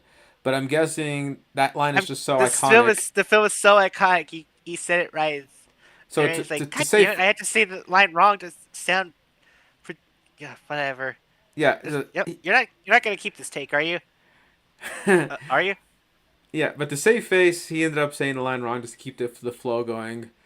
So, but yeah, like I said, he is. What's funny is he is the guy that is anti sequel all the way. It makes sense because one, he doesn't want to live through Woodsboro again. So the idea of someone making a sequel to his own life story does probably seem like a frightening thought. So to That thought never occurred to me at all. It's like, of course he'd be against sequels. He doesn't want to live a real one. exactly, yes, I kind of got that subtext from him already in the thing. And what's funny is how he's trying to. Especially since he knows the rules of how of what a horror movie sequel would go through. Like, for someone who knows how to handle a sequel, sure seem to have a disdain for them. What? Because and then, like I said, what's funny is how he kept trying to like, every time Mickey would like the other film student would like throw out like sequels that were great. Mickey would always try to like counteract it. Like one thing that we all laughed at that is funny. I know that I think the pretense is like, oh, you like James Cameron. It's like, uh, look, no disrespect, the first Terminator is really great, but T2 really was a goddamn game changer. It's even pioneered the effects department for God's sakes. And of course, I love it. Mickey mentioned aliens. Mickey I would, mentioned. I it, put a gun in my head, it's like Terminator T2. I'm like T2. It's like without even thinking of it. Yeah. Like, oh yeah, sure, I lose out having like seen Arnold Schwarzenegger be a like soulless killing machine, but I'd rather have him be the protector for John, have like PTSD riddled Sarah Connor and this fucking scary uh Patrick T1000 Yeah. over the first one. T1000 does make the movie. He's the one that says by definition sequels are inferior to what it came before. And then when he mentioned horror movies, when one of them mentioned a horror sequel, House of Second Story, he says the horror industry was buried in sequels, and well, he's not wrong if you look at it. We've already mentioned before countless examples of horror franchises where they really tried to squeeze the blood out of that stone a little too hard in some cases to the point where you're like, okay, what are we even doing here? I'd argue there are some sequels that are like so slept on because people are like, why the hell would you make a sequel of the first movie? The film first movie class. Maybe that comes to mind. Psycho 2. Like I know, but like one, the original, I use quotations. The original notion of the a psycho sequel that was written was like meta even years before Wes Craven would even do such a thing. And two, it's actually a really stirring, interesting character piece, mostly because of Anthony Perkins' portrayal in it. Uh huh. Like to the point where I was dumbstruck, surprised. Like I really loved this.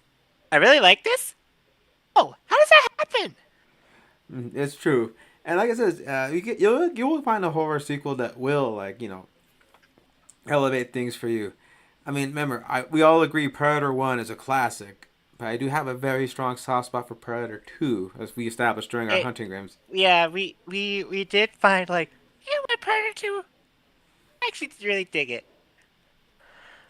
And then of course Predator Badlands and Prey happened. It was like, yep, had a good run Predator 2, but yeah, I'm going with the new guys over here. And Killer of Killers, too. Oh, but it's the same director too. It's like, man, But yeah. really good for Alien and Predator lore. hmm Yeah, so like I said, though, so what's great about him is that he does. I love the best scene with him, besides the whole movie discussion thing, sparring with Mickey, is also. He did like get a consensus say, okay, yeah, Godfather 2. That's I'll concede to that. It is better than the first one. I knew it was you, Fredo. He broke our hearts. Although the first one is just well, is freaking Brando. I guess if I remember, they wanted to have a cameo for Brando in part two, but he wanted just as much money paid for. It's the same damn song of story with Superman 2, isn't it? It's like, okay, I'll be in. You better pay me just as much as you did the first one. Like, You only live for dude, like you're not two even going to minutes. be in it as much. I know. Did I fucking stutter? But yeah, yeah. Like I said though, yeah. I think he does a Brando impersonation, making fun of Oscar winning exception. Yeah. So I can see the Oscar exception. Yeah, but what's funny is that his manic energy is so great, and I do love the idea that it was so funny when he's talking about sequels and he sees Sydney. He's still pining for her, because when he says like, if you were to do something different, what would you do? I'd have to geek at the girl this time. To the point where even the killer. One of the killers kind of teased that in a later sequel. They're like, psych! By the why are you even here? You'll never be the hero and you'll never get the girl. If I recall, that's what the killer told him when he happened to pick up the call, probably meant for Gail.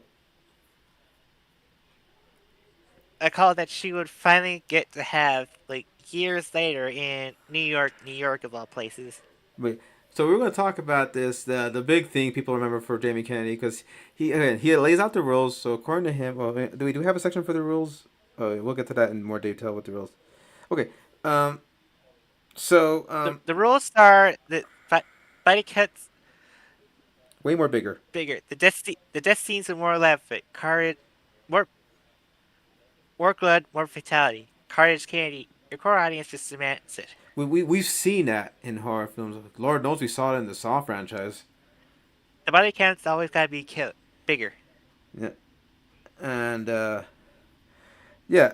So then Most importantly, if you want your sequel to become a franchise, never ever. Okay, how do we find the killer? It just stops. Yeah. Now, if I recall, the trailer does have an unfinished version of that line where he does say, "Never ever assume the killer is dead," which, fair point. I mean, yeah, for other franchises, not for a Scream movie. No, they're dead. It's just they just take up the costume and then it's like, yeah, now I'm Ghostface. Yeah. So like I said, he does, like I said, I love the best scene when he's playing to Dewey. He's playing the possible people, and we pointed out when we talk about the killers, we'll point out how Randy was round the money about one and accidentally right about another. No, he was right about two. Like he was right about two types of identities for the second one. To the point, like before he started rolling this, I joked like, "Oh my god, that's probably the reason why they killed Randy is because like audiences were probably gonna realize like, wait a second, this is the second time that Randy's like nailed who the killer is. Maybe we should like keep listen in and like assume our guesses from his picks of the suspect list. And don't forget when he pointed out Like how, the first movie, it's like tell you the dad's Red Henry. It's Billy. and then I hate it when someone gives away the ending. Billy had that real dead stare. It's like, I hate it when someone gives away the ending. And on top of that, in part two, he points out how another possible film not as crazy as he is a suspect, but he also points out, well, if he's a suspect, then I am a But suspect. if Mickey's the suspect, then so am I. So let's not Hold go on on, that. maybe you are a suspect. Well, if I'm a suspect, you're a suspect. Got a point there. I love the trailer that ends with that. All right then, let's move on. Yeah, But he also unintentionally reveals a person that could fit the idea. Say, it sort of breaks the rules, but not really. Mrs. Voorhees was a terrific serial killer, Candyman's daughter. aka a mom. But Candyman's daughter, she's sick, she's deadly, bad for your teeth. But yeah, but he even throws the finger at Gil as a possibility, and even we'll get to Dewey. We talk about it, but Dewey's like, "Well, come on, Gil's not a killer. Well, if she's not a killer, and she's definitely a target." Which, okay. Yep, she was. And I'm like I said, I'm pretty sure that call we got was meant for Gil, but he's the one that picked up Gil's phone and yelled out, "She said she's not done. I'm not interrupting anything now, am I?" Oh, that's just so serious. I think, as we said before, I feel like with each different killer, I feel like the essence, the entity of Ghostface, kind of like morphs to kind of fit their Your style. psych profile. Whereas I think we'll reveal the killer of this, but I think this was just kind of like just kind of blustering and bolster, just trying to act the role. But as Randy got It's a little too close.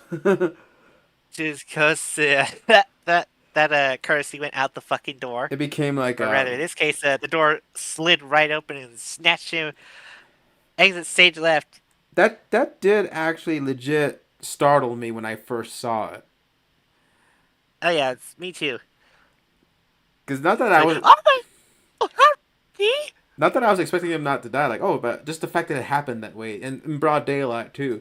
And I'm thinking like, okay, he's all. You want to play with the big boys, Dahmer, son of Sam, and he mentioned like one joke name as among those things before getting yanked in. OJ? Oh. OJ's important because he's a part of the motivation that's going to be brought up later with the killer. Goddamn! See what Randy you like predicted the MO. Yeah. Yeah, it's pretty clear that West had to kill him. Us is like, okay, no, you're done. You keep giving away like the important plot details. At this point, I'm pretty sure you're the leaker. Yeah. Man, like I said, though, I'm pretty sure people probably would have been surprised if a sequel did have Randy turn out to be the killer. Because remember what Billy said, perhaps you watched so many of these freaking movies that your reality button got broken. But You would probably be a little bit obsessed that Sunny kept getting different boyfriends rather than him. Mm-hmm. But yeah, but I mean, for God's sakes, Randy lived from like the Woodsboro murders. Like, you'd think like, oh, it's like Survivor's romance or something like that to that effect. But yeah, having him get killed is not only shocking, but it takes him off the playing board of well then, because I'm sure people are probably thinking it's probably Randy. It's probably Randy. Oh shit, Randy's dead. Oh. I did kind of raise my eyebrow at that, but he did have a lot of like, I'm gonna take a closer lock offs. Like, did have that one moment where Sidney's like, where were you at the mixer party? Yeah. So yeah, but once he got taken out, that was when That's like, yep, he's off the suspect list. One detail I didn't notice that I had to point out in the trailer, but they say I thought it was just a blood stain, but supposedly, on his fingers he has like a bit of red that's not blood but lipstick, which hints at a potential female killer. Which, like one detail I like about his death is after his struggles stop, you kind of just see the blood leak from under the van door, as the killer just decides to go yoink and just sheath off the costume. Off screen. Yeah. But oh yeah, okay, we'll talk about Gale in a bit, but it does lead to probably one of the best franchise screams ever. Yeah. Also, when we were watching, I did joke that like in universe, Randy didn't deserve, but out of universe, boy, Jamie would probably get something like that. Especially for things like this is for 8 May 2007 for Son of the Mask, For and this Malibu's. is for Fun Junction. But yeah, yeah, like I said though, his death did catch us off guard because uh, I think at that point we're so And Ian points out it immediately removes any sense of safety for the other returning characters. that's the best part because we go, oh shit. Uh, like I said, because we could probably see Dewey taken out, Gale, Sid, because most horror films, if they have a core cast of characters, most of them tend to make it out where it starts to remove some tension. I don't know if that was done back then though, because Nancy sure as hell didn't have that when she came back in Nightmare 3. Um, and But then she kind of in universe or out of universe was written, but I had no idea how Wes was even like framed that notion. hmm but yeah, but point is though, is Like maybe reveal like all the other movies was a dream by Nancy. It's like okay, so you're just going back to your original implied ending for the first one, but still stating that third one happened somehow. What? yeah, and so But even before Randy's death, they even pointed out like, yeah, but Sydney never like got killed in Woodsboro. It wasn't for a lack of trying. yeah, so our next returning member that we love is the ever lovable. Why do I hear Hans Zimmer music? David Arquette as Deputy Dewey Riley, who's obviously out of his jurisdiction and element being at college. But it's kind of cute when you first see him, see something off screen, you kind of see him looking very, very lost and limp around, like, aw. And then you go, Dewey, and you're kind of happy to see him again. It's like when you go to a family function and that one cousin or uncle you love shows up and you're like, oh, hey, you're here. That's the kind of feeling you get seeing Dewey in this movie. Yeah, especially since he's kind of now become almost like a surrogate adoptive brother to Sydney. At that point, as we watched this, like Sydney was just kind of recounting like all of her accomplishments that she's like doing theater like she wanted, and she's got new friends and all that. And as they're talking, there's an empty seat between like Dewey and Gale. And it's like there's like a silent beat from them. It's like almost like they're still kind of feeling the absence, the lingering uh, loss of Tatum. Yeah, And followed up with the line by Dewey said like, "I was just worried."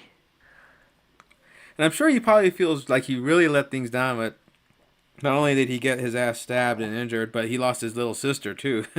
Oh, yeah. So it's like, yeah, like I said, I love how that comes back to a line in Scream 3, but I'm getting ahead of myself with that one. Um, so the like I said though, I mentioned the Hans Zimmer bit because apparently during the temp tracks they used the Broken Arrow main theme as a substitute for Dewey theme, and I guess they must have liked it so much they figured, let's just buy the rights to it, and they ended up using his that theme as his entrance music every time. It's that little like bass doing boom boom boom boom. Yeah, that's from Broken Arrow, and so that's why when you see the musical credits, it says music by Marco Beltrami and Hans Zimmer just for that one piece of music. Yeah, but goodness says Dewey has like, well, not only is he so protective, he's also a little bit sour from Gale for the how do I put it slightly, sour portrayal of him in her book. Deputy Dewey as an inept Barney Fife-ish ineptitude and all that stuff, and I keep joking, Page 41, Deputy Dewey oozed with inexperienced. and I'm going like, how do you know that my ineptitude is not some sort of smokescreen so I can effectively maneuver in any given situation? I told you, how many times do you think David tripped over his own mouth trying to say that line as fast as he did? Then again, I just said it. But No, like he's got a point, especially like if you look at some of the Larry Cohen movies. like there's like a lot of slow-witted type characters in there, especially like stuff like the stuff. But like the detectives, those types of characters are always like very true. It's like, well, I'm not as dumb as you think that I am. Yeah. Hell, again, scary movie played up that part pretty well when you actually see the twist at the end of that one. Like, well, hey, if the W script had it, why not? But yeah, like I said though, so what's funny is though, even though he's uh he does throw some funny good barbs where like we're talking about a lady where the cold storage where her heart should be. Like by the way, your highlight look very like I forgot what he said. I think it's streaks. He still compliments her even though he's supposed to be quote unquote mad at her.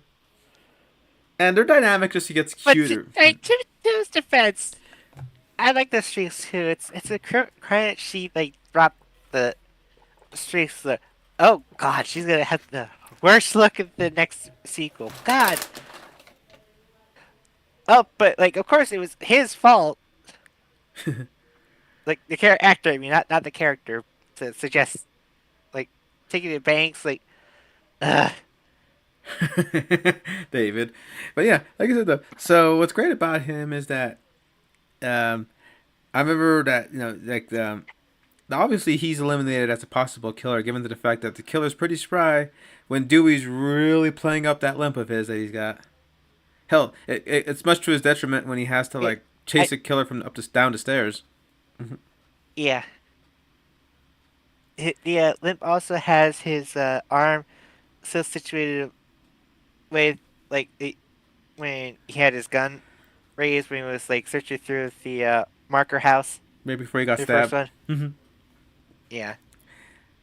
But yeah, and man, like Oh my God! Like if people like freaked out at like Randy dying, I'm pretty sure like a whole slew of people.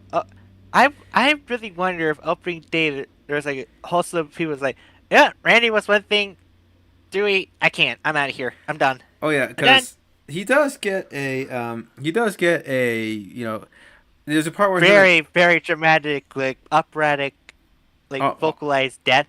yeah. So like I said, With the same connotation that was used for Marines, which like would have probably been an indicator like, yep, nope, this death is for reals, yo. I said like he's got no sheriff, he's got no sister, and I guess he had to make the noble sacrifice.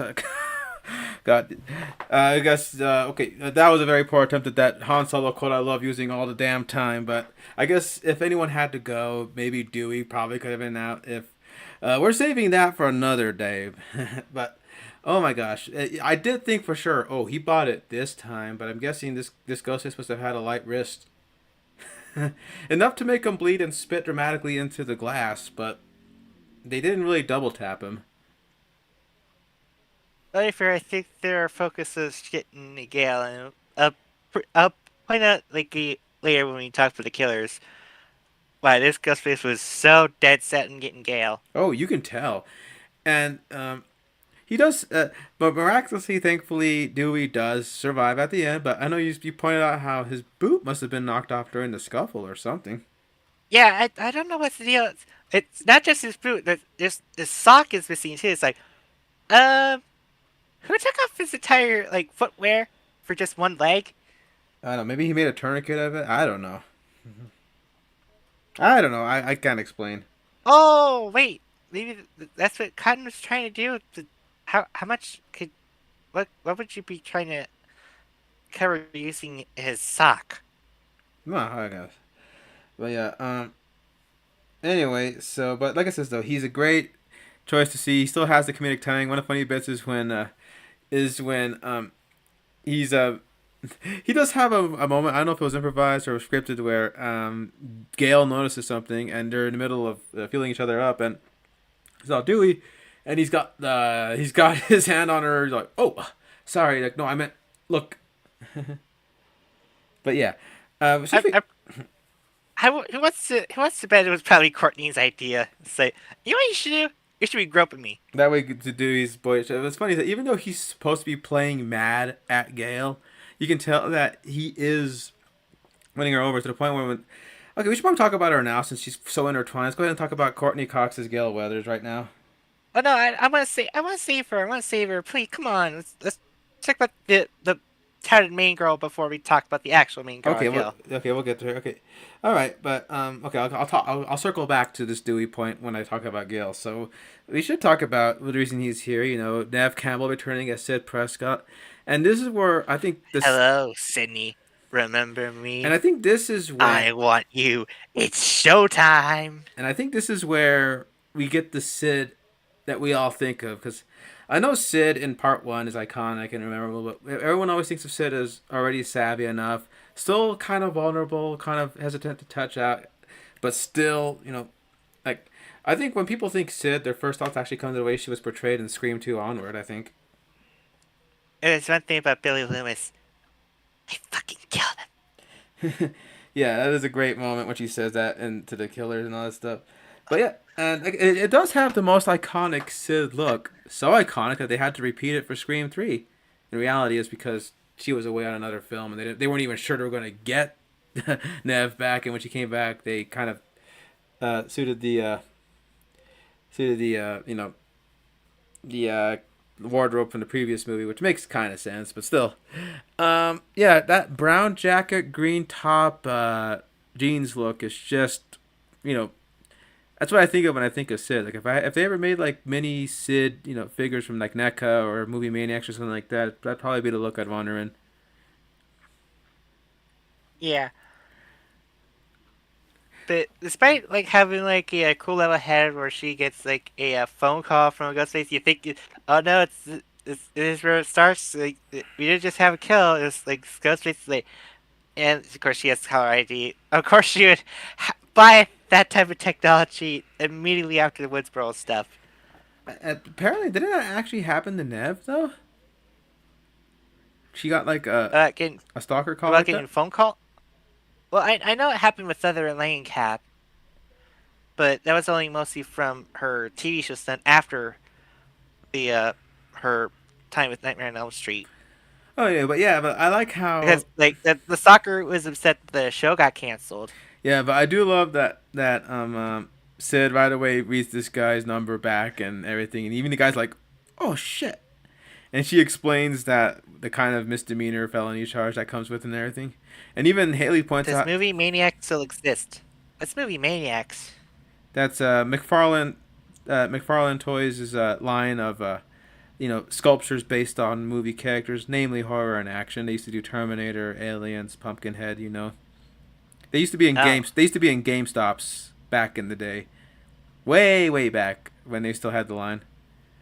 But I just drew movie Maniacs as a thing to come to mind. I think NECA would most likely be the guys who would make a figure of Sid if they ever did like a Scream series. I know they did make Ghostface because the Ghostface name is marketable. I guessing with Nev.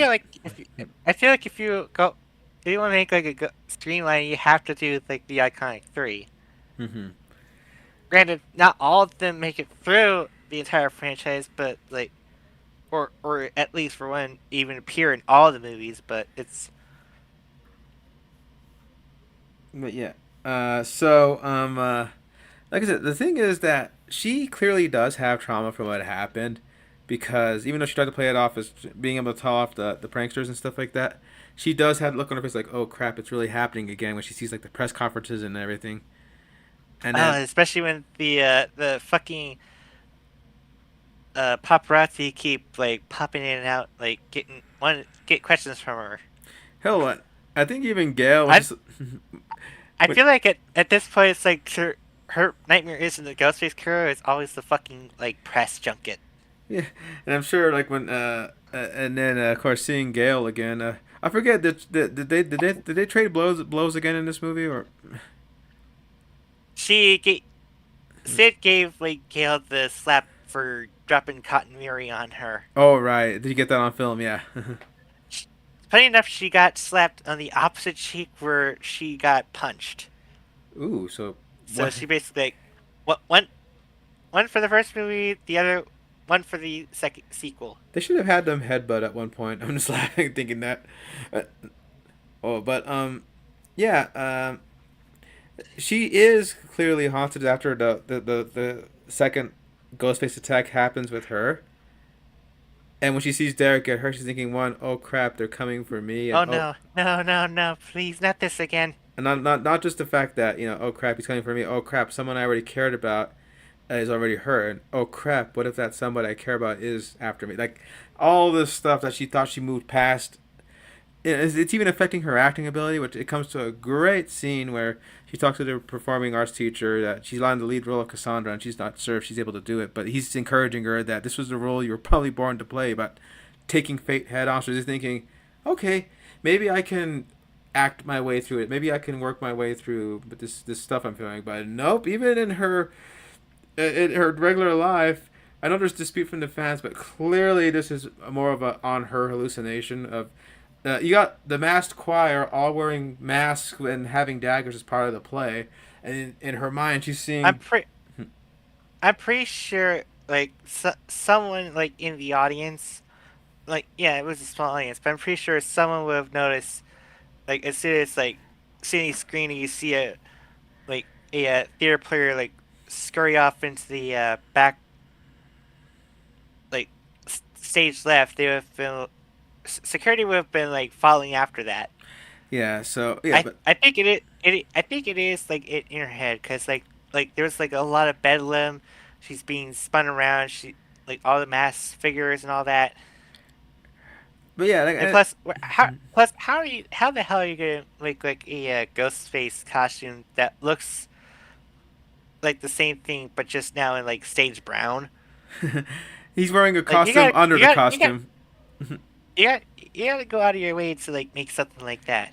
Yeah, and because the minute the ghost face is on top of her and she screams out loud, that's when you see the camera pans. It's just a normal choir guy going, "Oh, Yeah, you see, okay?" even Ian backs me up that it's a ghost face hallucination because it's like a lot of loud noises, a lot of music, lots of like people ducking in and out.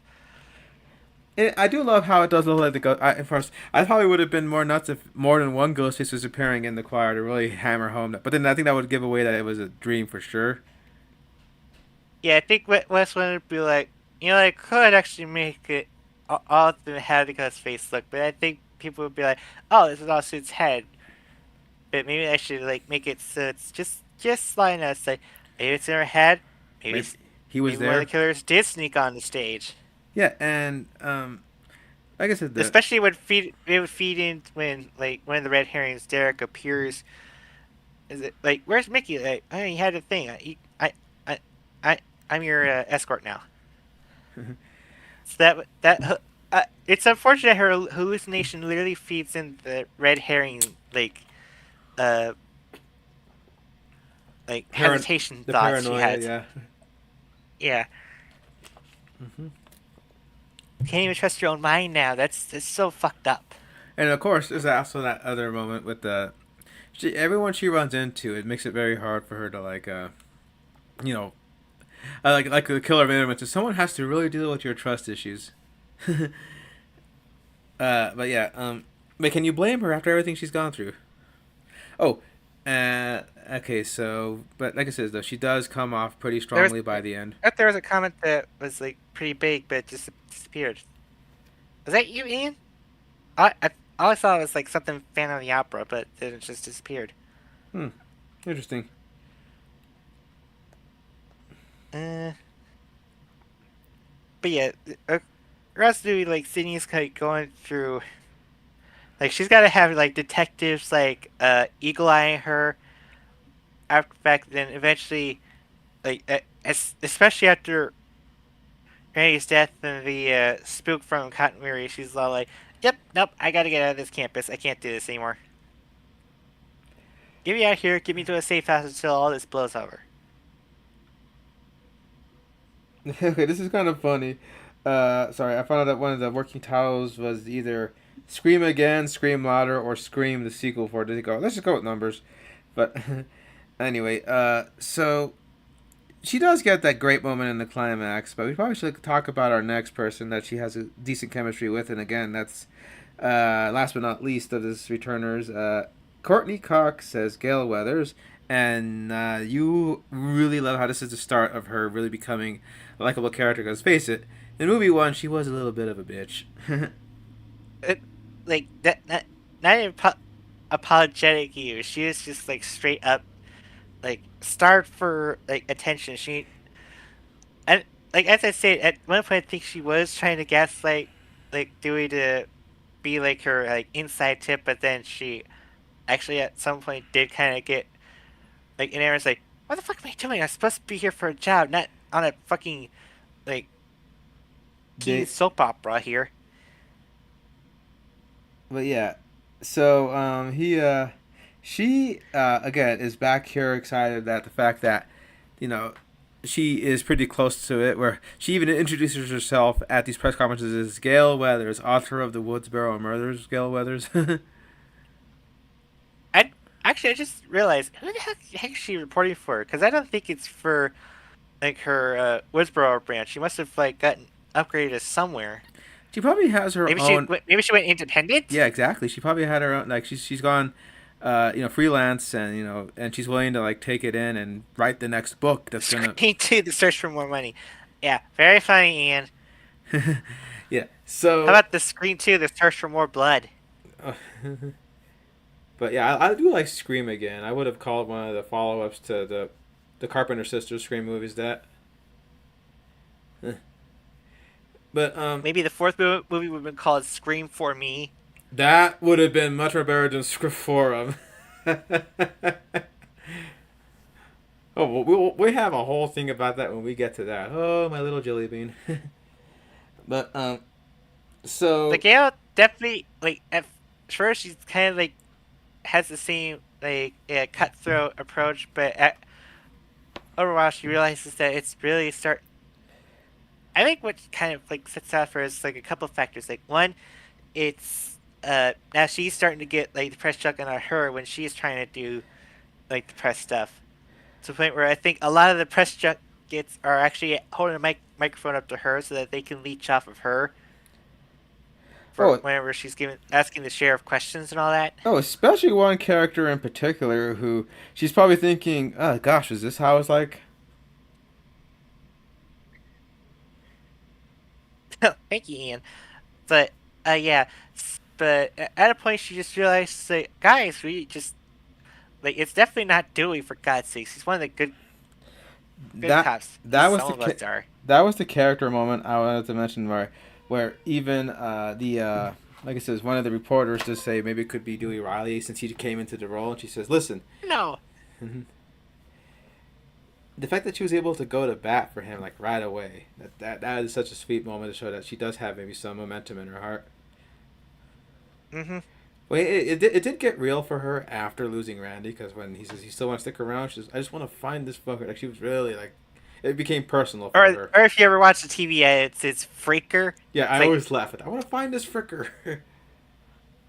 no, Freaker, not Fricker. Yeah, this freaker. Yeah, the fact that she's and it's and I think they had Courtney say it because it does sound like her voice, but it just sounds so obvious, chopped in edit censor. I just want to find this freaker. I'm like, it is so damn funny. But like I said, And then another factor is her like when Joel decides to just up and leave, like realizing that the story is not worth losing your goddamn life over. Maybe she was like, no, you're right. It's not worth telling a story, but it is worth like making sure like this guy is like put away. Yeah, for Randy, for everything else. Because like I said, she had the best scream in the entire trilogy at that point. When the door opens up and she just just the way she hollers it, that scream, and that I think you Courtney Cox, the real scream queen of this like franchise. Yeah, cause come to think of it, Nev hardly screams. I think the closest we get is her freak out scream when the ghost face almost got her in the vision. She doesn't scream in 3. Well, she does scream in 3 from a nightmare, but yeah, like I said, No, she was screaming a lot in the first one, especially that caught the Ghostface killer away from taking out Randy. oh yeah, that is true. But like I said though, when it comes to screams, I think of in the franchise, that Gale screaming at the Randy scene always comes to mind. Oh, but then like the biggest moment for her is like when she has to run away from the ghost face. But of course, on the other side of like the soundproof room is Dewey, and he gets jumped on and stabbed and staked right in front of her, and like she's just like,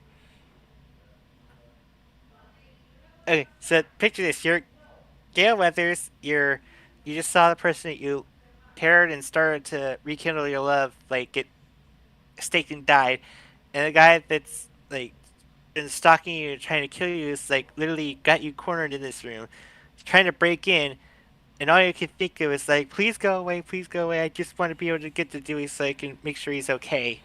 Also, she kind of has a bit of a Jurassic Park Raptors scene where she walks into a sound room and there's all this soundproof sponging, so the killer can't hear her, but she can't hear the killer, so they're both like wall to wall. And again, it probably leads to one of my most favorite shots, because Lord knows I keep spamming it every time we talk about it. There's a great moment where you see like the killer behind the glass, the door moves to the camera moves to the door, and then with a little snarl, the killer goes like just kind of slides in. Oh, it's a few feet there on roller skates or something. Kind of like swoop. Yeah, just something about that. It really works well, and like you got that great shot of Gale hiding as the killer's like I said, it's like the Jurassic Park scene of the raptor being like this close. You know, like oh crap, like Gale, don't make a sound, don't make a sound. And you got poor Dewey. And then she runs away and she like tries to get a phone. It's like, I got your fucking story. Killer's got me. But yeah, what I love though, not only does she have a good rapport with Dewey, but she has a great. We'll talk about them in a bit. Great rapport with Debbie Salt, the local reporter. That talked about how she first comes with flattery about how she studied her courses. Where Gail's thinking, "Oh, how sweet, how sweet," and she really starts making presumptions on Gail to where Gail's going like, in her way, she's saying, "Oh, but in mind, you stupid bitch." She's probably thinking. I know your game. I literally wrote the book on it. I know how to play it, so I'm just gonna pull it in reverse on you. Yeah, my favorite part though is the quote. It says your remarks and come off as desperate and frankly sophomore. Where she said end quote. Or even Debbie's like, I was just trying to get a quote, damn it.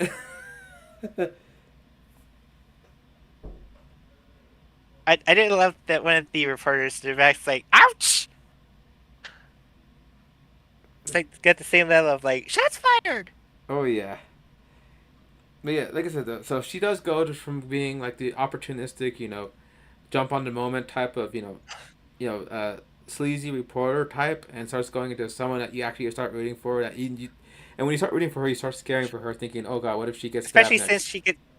Especially since she gets like one of the good, clever ideas of figuring out the killer's motive is to just kind of not only just kind of like redoing the MOs of the killings of the first Scream events, but also figure like, well, what does a copycat killer want? But like the same level of praise and the thrill of the hunt. He's probably going to be at all these press conferences, Mm-hmm. going to be at all these crime scenes, like just, like playing like the concerned citizen in the background, going, "Oh no, what could have happened? Mm-hmm. Who could have done such a thing?" Mm-hmm. And then yeah, so which leads us to probably wanting the fame. Our next returning guy, so to speak, given he only had a non-speaking role in the first movie, but our wild card herring leaves Schreiber as Cotton Frickin' Weary, Really? which I'm pretty sure You you're. mean that like 1 second like Blinky missed a cameo in the first movie? Yeah, but he's. I bet you got the Weary name because you're probably worried about him really, really asking to stop being ignored. In fact, if you look at our thumbnail, done by the talented artist. I just saw your cat sneaking in. Oh, hi Nala. Hi. Yeah, but what's funny is that okay, because I know him as Victor Sabretooth Creed from X-Men Origins, there's one line I love using all the time from him. I definitely got to use it for the third one for sure. Yeah, but like I said though, what's funny is he does come off as first Gale ambush journalism Sydney with Cotton. This is when Gale's still old Gale, where she's I want to have a few words with you, and And then she talks with Cotton, who's like, okay, we just want to get our both sides of our story out, right? And she's thinking, well, you already got released, everybody knows. But when Sydney refuses the interview, he even tells Gail, like, what's the matter? I thought we were gonna get our 15 minutes here. She wanted to go her guerrilla reporting tactics. She just wanted raw, like in the moment. Like she didn't want like anything prepared or sanctioned or rehearsed. No, that no. She wants to be the it girl. She wants like the. I think she wants to just be the Diane Sawyer of the generation. Then Yeah, which is it's very funny. Cotton at first it was at first he was used as a pawn by Gale to try to get a reaction out of Sid, which I don't think he took too kindly to. So later when he's talking to Sid, but I talked to somebody, we're gonna get a good thing set up. What was the thing about that whole Gale thing? I remember he said, "Dude, this is the lady who went to bat for you." yeah, you just kind of ditched her. But the dude, oh my god, Cotton Murray just did not understand like what the hell is going on in conscious things. Like, of course, why else? Why did he think he would be like under suspicion and arrest? Like, does he think like all these killings that's going on the college campus is like part of the publicity stunt? But what's great though It's like is I'm not Billy Lewis. He's dead already. you killed him. But what I love though is the fact that and he is the definition of read the room, bro. The point where it's like at he literally appears at the climactic end where it's like, where the hell did you come from? On top It's of like I think it's like to get a clue. It's like we're kind of in the middle of like something here. Could you come at a later time while we're not in the middle of like our life and death situation here? on top of that, like I serious like I sure at some point he's gonna be like pissed that like he's got attention somewhere else besides from him. but like I said though, he like I says the scene there you go, it could be him. Oh, they're telling us it's him. Like it becomes like no way, it's too obvious. It can't be him. But yeah, because of the whole when he talks to Sid in the library, that is the most red herring scene ever to make you say, what if he is the killer? Because of how aggressively he is pursuing Sid. Sorry, I'm just looking at the way you colored my image for this wallpaper. It's like you just did my eyes again like that. I still kind of blush at that. Yeah, but You just use that color tone. yeah, what's so funny though is the stop ignoring me because what I think the moment that you go okay, it kind of does throw him off. Like why would the writers make the killer so obvious when he's like arguing bad against the cops about how was something wrong with the word innocent? I'm an innocent man here, don't you see? So unless you find me over a bloody corpse with a knife in my hand. Yeah, Billy Loomis is supposed to be declared innocent too in the first movie. Look how well that turned out. Hmm. But yeah, but it's just, like I get where Cotton's coming from, and you kind of feel for it. But boy, he does have a serious. The dude's already got enough publicity and good word of mouth. Like, oh yeah, sure, he's still got some like, uh, like worry warts and like people that keep their distance. But like, the dude's on fucking talk shows for God's sakes. He's not in jail anymore. I personally think that I would take that as a huge win already. But like he says, they got a chance to go have a nice Diane Sawyer interview along with compensation for the whole thing. I mean, after being locked away in prison for some time, I'm pretty sure he feels like, oh, I guess the world owes me one kind of feeling. Owes you one. The way he comes right, he's like, yeah, you owe me 10. But it's not that he's unlikable, but you definitely tell he was. He's a little bit on edge. But yeah, well, you can't can you blame him, especially when he. I think the joke was okay. They arrested him not because he threatened Cindy, but because he yelled in a library. I think he even jokes about that. It's serious business here. But yeah, but like I said, I do like Lee Schreiber is a delight as Cotton, and he does give you those good. He has a lot of those sideways glances. You keep saying, and the fact that Ghostface says, "I want you," it's Showtime, and how he's really trying to get a thing with Sid, it does paint in your head. could this be our other killer? Like Gail thought so when she saw him covered with blood, where even he's explaining, "I found Dewey, and it's not what you think." It Mhm. it is. It only just occurred to me it's like, well, he didn't just find Dewey. Like if that amount of blood in his hands, I think he probably did do his best to like stop the bleeding at some point. But he didn't really help a situation. He's all yelling for Gail. He looks at his own. And I think Claire already hit him right there when he's like, "Gail, wait!" He looks at his like he's thinking in his mind, "Oh crap, I know how this looks." Well, shit, this sounds actually doesn't look good for me. He's probably thinking that because he Like, hasn't talked to dude, his like head. your coat being left at Maureen Evans' house was bad enough. Like now you have blood in your hands. Like that's not a good look. But yeah, needless to say, I feel like especially the reaction that Gail gives, like I think like her uh level of freak out this painted her like same level to the point where she kind of like expected like, nope, nope, it's gotta be him, it's gotta be him. He's a killer, he's a killer. Gotta call the police on him. I did I do love that his freak out reaction to seeing Gale survive being shot in the rib.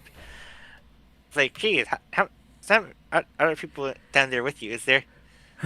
Yeah, but in fact, I think the most normal he seems after all the tension is after everything's said and done with the killing. Even he's going, "That was intense." Like, Oh, gee, I think. yeah, but the whole I even like Sydney. Listen, we gotta kind of get our story straight. But what exactly just happened here? You know. So okay. But man, like, definitely such a wild card when the killer's like often it's like, look, I I might have like faked the Diane Sawyer call, but like I'll definitely get you the story you want, get you publicity. Just let me kill this stupid bitch here. Mm-hmm. Come on, she said she pointed at you, playing your present for a goddamn year. I think it's a little bit poetic, don't you think? Mm-hmm. But yeah, so yeah, he's a little bit of a mercenary, but I can't help but like Cotton. He's just so damn likable, even though he's unhinged as hell. Of course, even after all that, he gets his happy ending when, like, at least City of all, like, finally directs all of her, uh, uh, I keep saying press shot guys. It's the paparazzi towards his direction to get the scoop. Of course, like, it There's a makes time. sense. She's not the type of one to, like have like a press to talk to. It's the guy that was wanting like 10 minutes of screen time. Yeah, and of course it doesn't last long, but we see in Scream, yeah, it did kind of work out for him for a while. 100% cotton before whoops you. Oh yeah, so we probably danced around it enough. Let's talk about the guys we really want to talk about. Our Ghostface killer, or should we say, killers. First off, with So before that, let's also give pointers again to Roger Jackson for doing the voice again, and also you gotta give credit that he decided to give a little bit of different nuance. He didn't give the same like soft tenor voice as he did for the opening of Screen One. Like he does it a little bit for the CC call, but he kind of drops that immediately. It's just like being very cloying, very sinister. yeah, he's still like he says, yeah, because Billy does it like he's playing with his food type of thing. This Ghostface is cut straight to the point. In fact, Roger Jackson improv that one famous line of, "You ever felt a knife cut through flesh until you hit bone?" Mm-hmm. Ian says, I think this might be free to Scream movie, I don't know why. So I must rewatch the franchise. But yes, Roger did have some pretty good, especially when he has to do the not the phone voice, but like more of like the altered voice in person. Oh yeah, Because I think the killers at least this time like that's up the ante to like have the voice still come through the costume. yeah. So I believe he said you're pretty hard to keep up with. I think he said. My pleasure. Well, that my pleasure, and I think he also voted too. Until he let the thing go with the reveal with don't you know history repeats itself, Sid? And here's Yeah, we lead into Timothy Oliphant as Mickey Altieri, oh my gosh, this guy. who you all remember as the what's he is not not really the sheriff. What's the other name for it The in Marshal, the Marshal. the marshal from the Mandalorian and a little bit of Book of Boba Fett before Cad Bane gave him the ones for.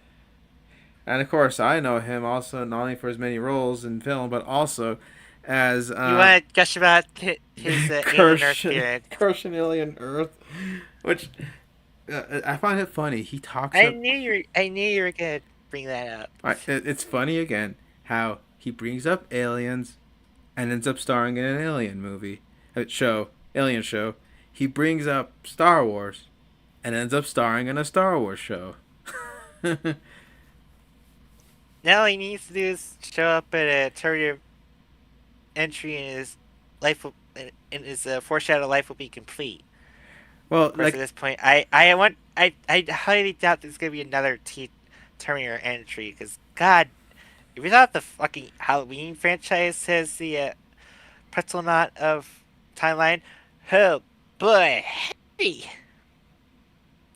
well, so here I'm it is. surprised at that point they don't have the twist ending, have like fucking Doctor Who appear. Oh wait, he kind of did, doesn't he? You didn't think it'd be that easy now, did you?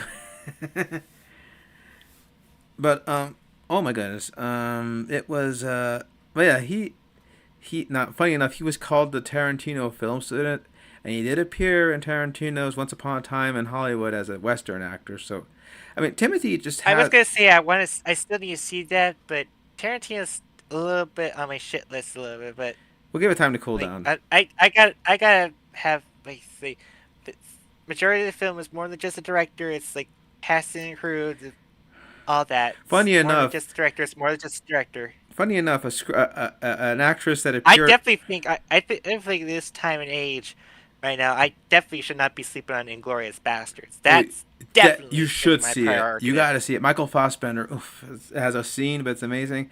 Brad Pitt's awesome. Hell, even freaking director of Thanksgiving. Director. Ian, did you guys ever see Terminator Zero? I Yeah, funny thing. I just was starting on the She-Ra on Netflix. I probably should have no excuse to not sleep on Terminator Zero anymore. So get back to you on that one, Ian. Eli Roth. That's what I was thinking of as the Bear Jew. That was supposed to be Adam Sandler, but scheduling conflicts prevented it from coming. But point is, though, I was going to say that an actress from Once Upon a Time in Hollywood makes an appearance as a major character in Scream 5, which is, again, funny with the Tarantino connection.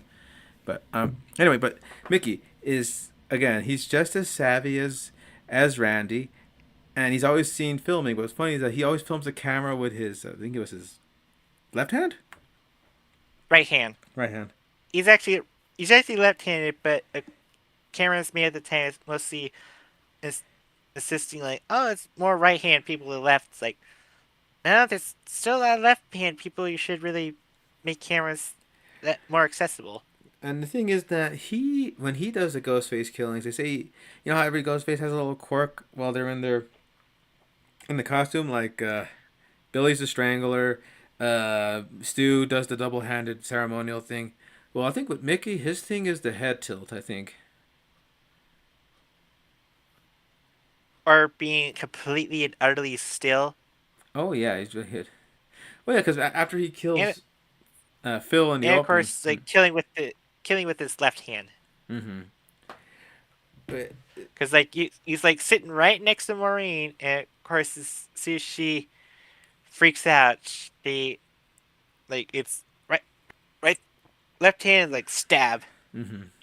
I do love that little gesture he does when he goes right into her back and he makes the Ghostface mask like pull all the way up. And he also does master. And he's also at first he's the first to like literally unmask himself in costume. The first like the only unmasking that happens was like Sydney, but she wasn't really supposed to be was the killer. She just did that just to spite Billy. Mm-hmm. And what's funny is that again, Randy called it right when he mentioned the boyfriend's tired. So who do you have left? Mickey, the psycho Tarantino film student, which he was right. And especially across the film, Mickey's like kind of gaslighting Sydney. And God, he played as like such the trustworthy character. He like has a moment with her after the attack at the after the Omega Beta Zeta aftermath. And it's like you're not alone. We're with you all the way. It's like, man, Derek's got to understand. It's like you can't be like the hero of the '90s anymore. It's like why would anyone even go back into that house? I It's know. like the fucker's like putting doubts in her mind. Ah, he got so trusted to put that he was thought to just like the escort after her theater bit. But yeah, but like I said though, and of course he's the one that has to play it when he mentions that thanks to Derek, I got stuck running around all night by myself. That come on, I had to have a Not partner. all, not, not all of it. Whoever was chasing Gale and Dewey was like someone else. But yeah, but you gotta love how he was like really playing into Sydney's paranoia to the point where when she guesses wrong and he ends up shooting Derek dead, he goes, "Oh come on!" In addition to having a wonderful singing voice and being a hell, he's gonna be a doctor, the type of guy you would have brought back if you had a mother. You, so. But yeah, he But of course, Mickey's big reason for wanting to do a copycat serial killing, not for the killing itself. He doesn't want to be remembered for that. Oh no, he wants to be remembered for the trial and afterwards. I told you, oh my All gosh. all this stuff is just preamble. He doesn't give a shit about any of this. He's just all gonna be used as for just hearsay and whatnot. It's just like, oh no, like I, I was a logical film student. I was gonna make a big career, but then, oh, I had to watch the horror movies. But yeah, but Boy, howdy, those horror movies these days they keep getting more elaborate, more real, to the point where I start to wonder, how real can you get away with? yeah, like he said, like when she points out you're a sick fuck, you know that, no, no, like Billy Loomis, and he goes, no, no, no, Billy Loomis was a sick fuck who didn't want to get cut. Mickey is It's a sick fuck who wants to get caught. Yeah, he talks about how wait till you see the trial. I'm gonna put it on the movie he's set. gonna rock. Oh yeah. So, but like he said, though, I just love how over the top he gets after he's unmasked because he's just I don't know if I could compare him to anything, he's kind of like that scene when Bruce Uh, Campbell. he he he gave his like reasoning away at the very moment these introduced in the movies. Like it's just a perfect Art imitating. case of art imitating life, life imitating art imitating life. When you go in, like, yeah, you're right. He set it up from the minute we started with him. You're right, and I And of feel like course, and of course, when the victims he chooses are ones that are just saying, "Okay, no, this is bullshit." Like they're the movies don't create psychos. Movies make psychos more creative. hmm And on top of that, I think he was the one that gave Phil those free tickets to go to Stab. That way he knew where he would be, and that's why he would be able to go in costume and take them out. Does does Timothy look like a Michael Bean doppelganger? He does. He looks like actually Michael Bean mixed with Maybe a little bit. Maybe Bill Paxton. oh my god, when he gets older, definitely you can see that. Oh, he definitely looks like I think Timothy Olyphant looks like Bill Paxton when he was the punk in Terminator young. And when that's what his energy reminds me of when he's going like but you didn't see that one coming. He's like very much like Bill Paxton in Near Dark.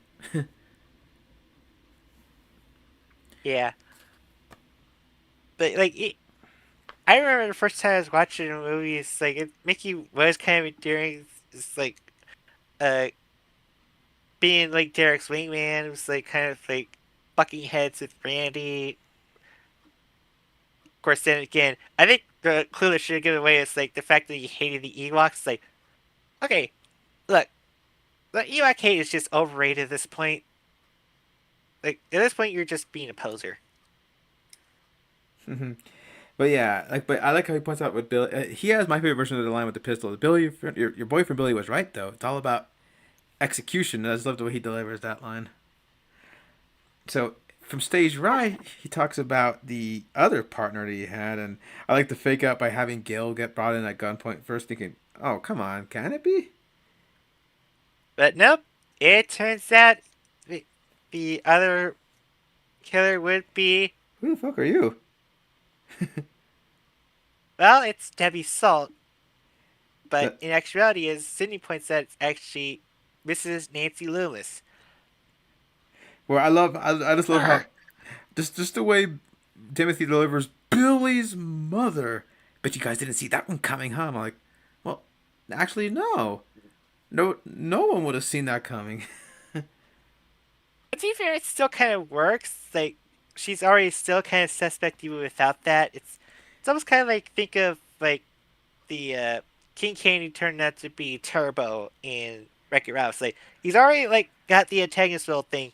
It's just another added layer of, like, oh, ZOMG twist when, like, the real nature of him is revealed. Yeah, but it's like you're right. When you first see Debbie, when Gail's setting up with Joel, you kind of see Debbie kind of just stroll by and give like this little look before slinkering off, and that's before she's And even she's introduced by also, name. like, throwing shade at Dewey or, like, anyone from Woodsboro could be, like, the killer. Hell, in fact, I was thinking that too. How did she have a feeling that? How did she know the killings were patterned off of Woodsboro? Because she says, "Well, I'm just saying, if someone's trying to recreate Woodsboro, the killer naturally would have to be from Woodsboro." Nobody mentioned Woodsboro. How, how, how did you know about the parts you went there for? We've been getting a lot of mileage out of that quote. T4 is just awesome. I am hilarious, and you will quote everything I say. Ushnell, I'm speaking for you. Hell, even recently when we had someone crapping on the Galaxy thing, all due respect to them, I'm sure they have their concerns. I had to throw in Guru's little "Every party needs a pooper, that's why they invited you." But yeah, the Mrs. Loomis have been beef not only with Sydney but also Gail. Makes huge reasons considering the fact that I know she says like you killed my son, but technically both Gail and Sydney ended up getting Billy killed because Gail was the one that gave like a pretty damning good shot. Sydney was just the one that just did the double tap. And on top of that, I'm sure, she must have wrote things about Billy in the book.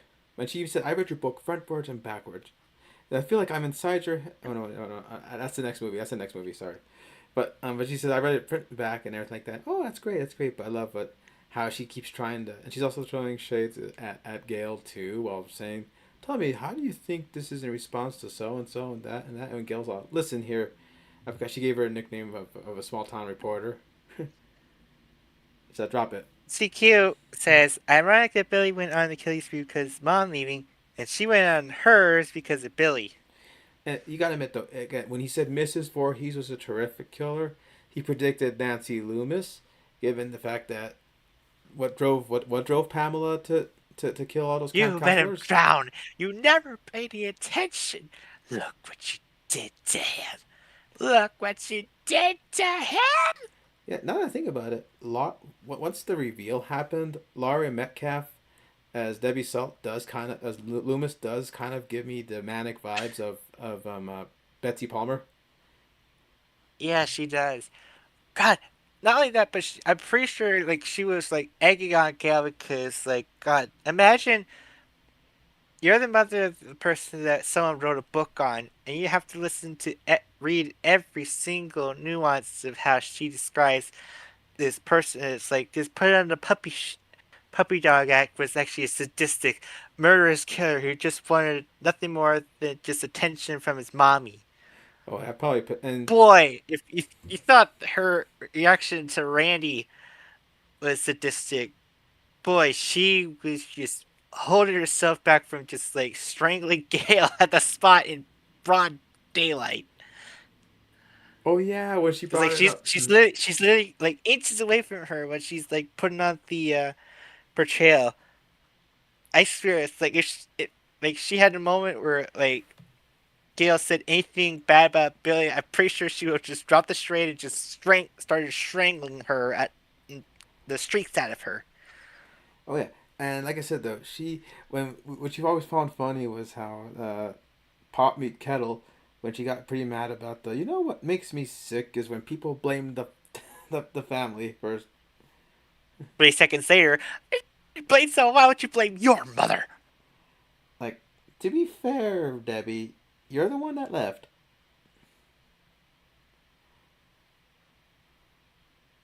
To be fair, Debbie, you're the one that wasn't giving your husband the pleasure he was looking for.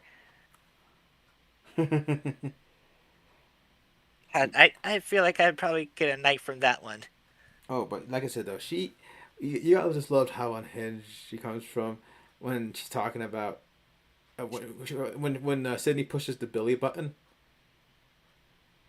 Was that a disparaging remark on my son? Like, be very careful. Randy got a little mouthy, and I ended up getting a little knife happy. Yeah, so let's actually also discuss like so who do we think is who what's under the mask? So clearly it wasn't Mrs. Lewis that was at the theater. That one was Mickey. Mickey was literally framing the whole thing. Mm-hmm. Of course he would want I think of all either killers he would want to be the one that like Kickstart the whole starts thing. up the stirs the hornet's nest. Oh, before that, we should also point out the funny fact that um, uh, this fact is even funnier now, given that she literally met Randy through Mickey through the internet, and Craigslist. and there was a listings for there's only like a couple active psychotic killers in the United States alone, that she was able to find one that needed a little nurturing like a mother could give. Damn you, Craigslist! You failed to betrayed us again. Although Craigslist wasn't even a thing back then, but also, But even if it was, it would probably still cause that. I also still love the fact that Gail right away goes, like Sydney still recognizes her to go, Mrs. Loomis. She goes, no, no, no, I've seen pictures of her. This is a couple. Well, this is 60 pounds and a lot of work after. Just the way Sid delivers that line always gets a giggle out of me. I don't know why.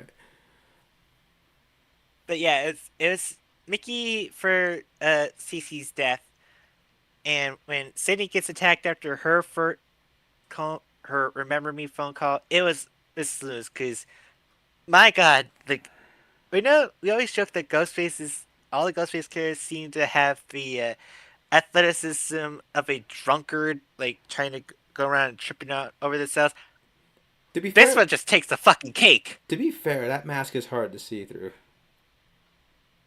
There's so many Pretty people. sure she was like blind and just willing to just like forego all the pomp and circumstance was just going for it. But of course, she was tripping on her own feet. So I'm gonna say I think for sure. So we said yeah, theater Mickey, CC definitely Mickey because he showed up late to the mixer, right? Yep. But you notice though that before attacking Sid, Debbie does say, "I gotta go make some calls real quick," and she kind of just saunters She, off. hmm. Or perhaps one call. And then that call was the whole, running after Sydney in the sorority. And college campus, definitely Mrs. Loomis, because she mentioned the whole knife happy thing, even though the camera was Mickey's camera footage. Maybe she borrowed it for that moment, I don't know. Swag says it best, man. City's drug hustler at ditch. Oh, if only you knew. Wait till we get to the third movie. And then Let's just say, man, the fucking Weinsteins would probably have caused so much damage. mm-hmm. Or in this case, Bishop. But yeah. And then CK says Mickey was already a killer before Screen 2. yeah, because that's she found him. Oh yeah, because he would be wanting to. I guess he needs like a bigger outlet. He put it is. I used to have three Ghostface masks. And you couldn't see shit. It was the regular what's up and the smiling Ghostface. Man, I'm so freaking stoned. God, okay. At this point, we have to talk about Scary Movie at some point. I guess I gotta work on a thumbnail for that. Then it's inevitable at this point. After 7, I think. After 7. Just as a fun little bonus treat. Yeah, but yeah. Oh, So as you said, it's Miss Loomis attacking Cindy and gave Derek that little cut. Definitely Mrs. Loomis that got Randy, cause oh boy, don't talk shit about Billy Loomis. Mickey was definitely the federal agents that attacked City. And we got since we're here, let's talk about that gnarly double kill he does with the agents. No, forget that. Let's talk about how shitty these agents are. That they just got jumped by one guy. Like after making I a guess joke. I guess they got hired by this same like outlet that gave Palpatine the entire leader of my best troops are waiting. Yeah, but what's funny is that Gets when, trounced by fucking teddy bears.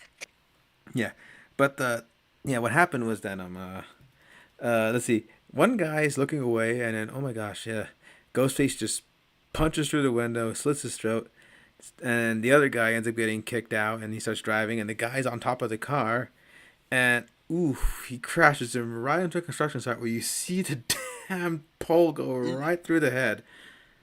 And Twitch is like, shoot, shoot, shoot, shoot, shoot, damn it. Oh, but you're the one that pointed out that the agent's gun was in clear view. And then cut Wait, away, and then boop, it's gone. gone. Where did Yeah. it go? And that's the same gun that's used to cap Derek by when Mickey shoots him. And of course, we should. A lot of people assume it might have been Mickey, but it definitely would be uh Miss Lewis, because even she says like everything's traced back to Mickey. Like of course, like a film student would probably like want to have things filmed. But then, but then, if Mickey was as professional as he would have been as so careless as to not kill Dewey that way. He would have made sure he got him. I think if it was Mickey that was chasing Dewey. Whereas Mrs. Loomis just wanted Gale. Dewey was kind of an inconvenience. Yeah. Because if it was, Also, she thought like, well, he's already damaged enough with the nerve bending. It shouldn't be that hard to put him down. yeah. Whereas Mickey, I'm sure he would have done something to make sure, yeah, that Dewey definitely got it right there. He probably would have taken like a second knife and. You should have gone for the head. Mm-hmm. Oh yeah, but But like Miss Loomis would have probably been nearby making that phone call. the Cotton Weir, yeah. Yeah. Okay, And of course, she even insists like, oh, I've made sure like everything's traced back to Mickey, and like say like, oh, well, we'll just say like, Mickey chased you, but there was a big shootout. You got him, not before you got one of you. And then she kind of like starts to break down, say like, you know what, fuck it, let him try to find the second killer. Debbie Saul doesn't fucking exist. and I laugh to hear freaking Andy's mom say, "Who gives a flying fuck?" Because Laurie Metcalf was the voice of Andy's mom throughout the Toy Story trilogy, Mm-hmm. and she does get one good horror movie shot when Sydney runs backstage and she's trying to look for her and she pokes her eye through a door and it's a very Hitchcockian shot if you ask me. Yep. Also, it is But yeah, it definitely like denotes either Mickey or Miss Lewis have been like Ghostface that attacked her on stage, because like for one thing, Mickey definitely wasn't there to have the whole thing set. There's no way on God's green earth that he would outrun Sydney, circle around him to set up the whole thing. Now that was Miss Lewis that set up the bait to lure Sydney in. yeah, because he said when Ghostface catches up, he says, "You're pretty fast, Sydney." But also Miss Lewis wouldn't even know exactly like all the stage cosplays, because she gets like jumped by like all the ways that Sydney's like cutting all the different ropes that holds up all the different effects. Ooh, but as someone who worked in theater, yeah, you do not want none of those ropes to fail at the wrong time. But let's see. So yeah. Okay. But yeah, like I said, though, see, we all know the song and dance. What's funny though is that she betrays Mickey first when she goes like, "Wait till we see the trial, man." Oh, Bill, Mickey, there isn't gonna be a There's not trial, gonna be a trial. and her motive No, her motion isn't like Meta is like it. isn't as Hers nineties is as like Mickey's. natural, good old fashioned revenge. Yeah, she was pretty. Like I said, Which, to be fair, that's a very refreshing way. It's like, oh, it's like everything's like so meta and all that. But it's like, no, my MO is gonna be like some like millennium bullshit. No, no, I'm motivated one thing. I just think of my poor son, how you took him away, and I can't think of anything sane other than to take you out and of course, when she mentioned the whole, you don't know what it's like to try to raise a son and this, you know, like, well, she said you did a real bang up job. and abandon her. Like, oh, geez, thank you very much for that, Roman. Oops, did I say something? But okay, now another, So what's funny is she shot Mickey. Mickey gets an off shot on Gail. We go, oh crap, Gail's out of the picture. It turns out like it bumped off for ribs as Cotton points out like, good God, Gail, you got more lights than a cat. And Mickey does. God, if cross my fingers, please, for the love of God, 7, don't be the one. What's funny is again. Like, every part of my gut is telling me that she's not gonna make it. It's just I don't know why. Oh, I had the same feeling watching Scream Oh, 5 teasers. I would.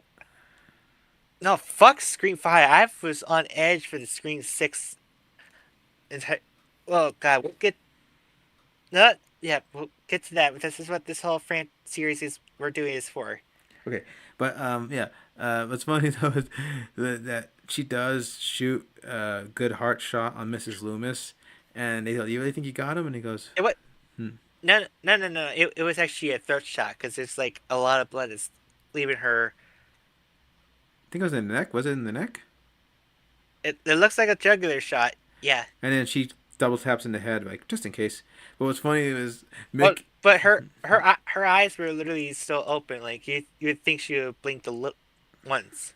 Yeah, but I think her eye blinking after getting shot is just the reflex. Yeah, what I found hilarious though was Mickey's. They always come back for one final scare moment, and they just empty every clip into the guy. What I find funny though is he does it dramatically, like, "Rat." Oh, you know what else Mickey kind of reminds me of? Kiefer Sutherland from Lost Boys type of, insanity level. Oh yeah. But yeah, so we should probably talk about Stab, and there's some hilarious cameos in it. That. So first off, Yeah, the like it's like I see as you I make Ryan myself. Thanks, dude. My life, you'll probably cast Tori spell against me.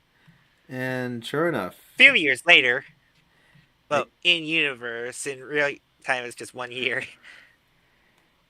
Yeah, I wonder how they. Because I know it's like this say like, oh, it's like the universe is to the like they say it's 96. So what did they say in universe is like it's? Will they say this is 98 then? I guess so. Oh wait, CQ did find it funny, Cotton ducking for cover and going whoa after Mickey gets magged up. That's a good way to describe After he it. literally was like so intent and had everyone at gunpoint. Mm-hmm. Yeah, but like I said, what I loved also is her trying to egg Cotton into letting her just get. She has Sydney at knife point, and he got not even like Cotton's like, "Hi, Cotton, nice to meet you." Like, who's that? Oh, this is Mrs. Loomis, the killer in dead body. Just Mickey, the other killer. Okay. She's a killer, he's a killer. I guess I'm the killer. Are there any other killers I should know about? Spoilers. Actually, in this case, that's not a joke. It literally is a spoiler for the next one. But yeah. So we got Tori Spelling as her in that one scene recreating the whole "my mom's gone, your mom left."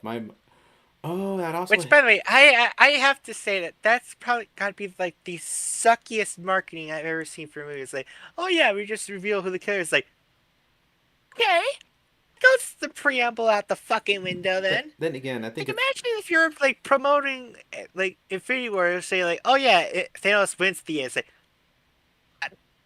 okay, but then again, what the fuck am I supposed to go to see the movie then for? if you go to a movie about Jeffrey Dahmer, you're already gonna know Jeffrey Dahmer is the killer.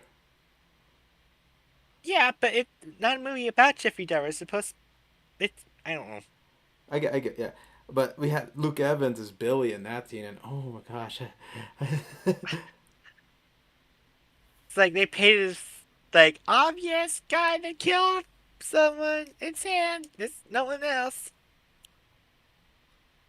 so Luke Wilson, not Luke Evans, my bad. But yeah, and he is yes, he is indeed the brother of wow. But I do love Stupid. yeah that little. Okay, to be fair, I think he did the stupid line better than Skeet. But what's funny is if Skeet had red flags, then Luke Wilson's Billy has like 1,000 sirens telling you I'm the killer, I'm the killer, just with the way he does the look. It's me. It's me. And then God, imagine how they would frame stab 2. It's like you think make you have like the evil smirk every time they cut away from him. oh, on top of that, while not on screen, we mentioned that one of the guys from Diane Miss Daisy plays No Blow plays Randy in Stab, but at least Dewey got David Schwimmer, which is a little cute callback to the fact that uh, Courtney Cox was on Courtney Friends. Cox is in Friends. Then they also do another one. It's like what? When did she start smoking? When they put those nudes of her on the internet. It's just my face. They sort of a poster of Jennifer Aniston's body. Like, ouch. And then, of course, this is not really a cameo, but it kind of is. But it's kind of a full circle cameo. Saw, Pentagram as oh, Casey. yeah, and she does it great. But like you're right, her delivery of "I don't know you, but I dislike you already" is infamous, but also just as quotable. She has a really pretty She's face. got pretty face, but it's such a deadpan look every time like camera's on her. Yeah, but I was going to mention though the next guy is not really much of a cameo, but he is. It's kind of it's full circle moment for Wes Craven. We have David Warner as Gus Gold, Sid's drama teacher, and it's a big deal because Wes always wanted to work with Warner after being impressed with some of his earlier horror work, and he was actually one of the guys who auditioned and was almost Freddy Krueger. But scheduling conflicts and all that, it's like shit. And didn't he have a small, slight issue with some of the source material idea? I think it was at that point Freddy was still a little iffy with kids in that at that point, I guess. Let's just say that the original cut and most definitely the reboot would definitely be on a certain list. Yeah, but I think they even Doug Smith even patterned the makeup of Freddy off of Warner's features, kind of, which you can kind of see in Oh, early it definitely in the first one, and then later it's like, Robert. yeah, let's just make sure it looks like more Robert. Yeah, but yes, but to see David, because yeah, he kind of has the little fold lines that David has around the lips and the nose. So I can kind of see David Warner In the first one, yeah. yeah.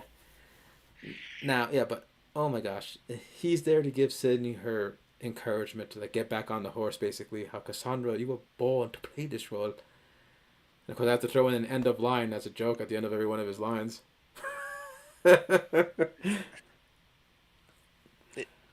There's no understudy. I'm desperate.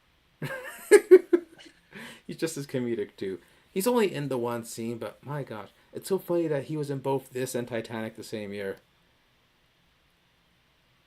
As Billy Zane's right hand. David was having quite a spree that year. Mm-hmm.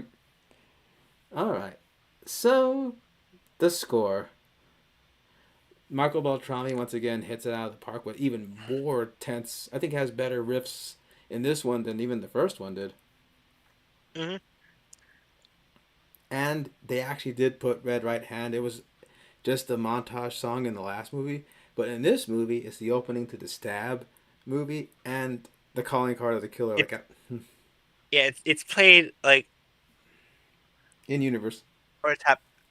I'm pretty sure that Mickey intended to have it play, considering that like let open with the opens the first movie, like it's gonna be the theme that's gonna be tied to the franchise.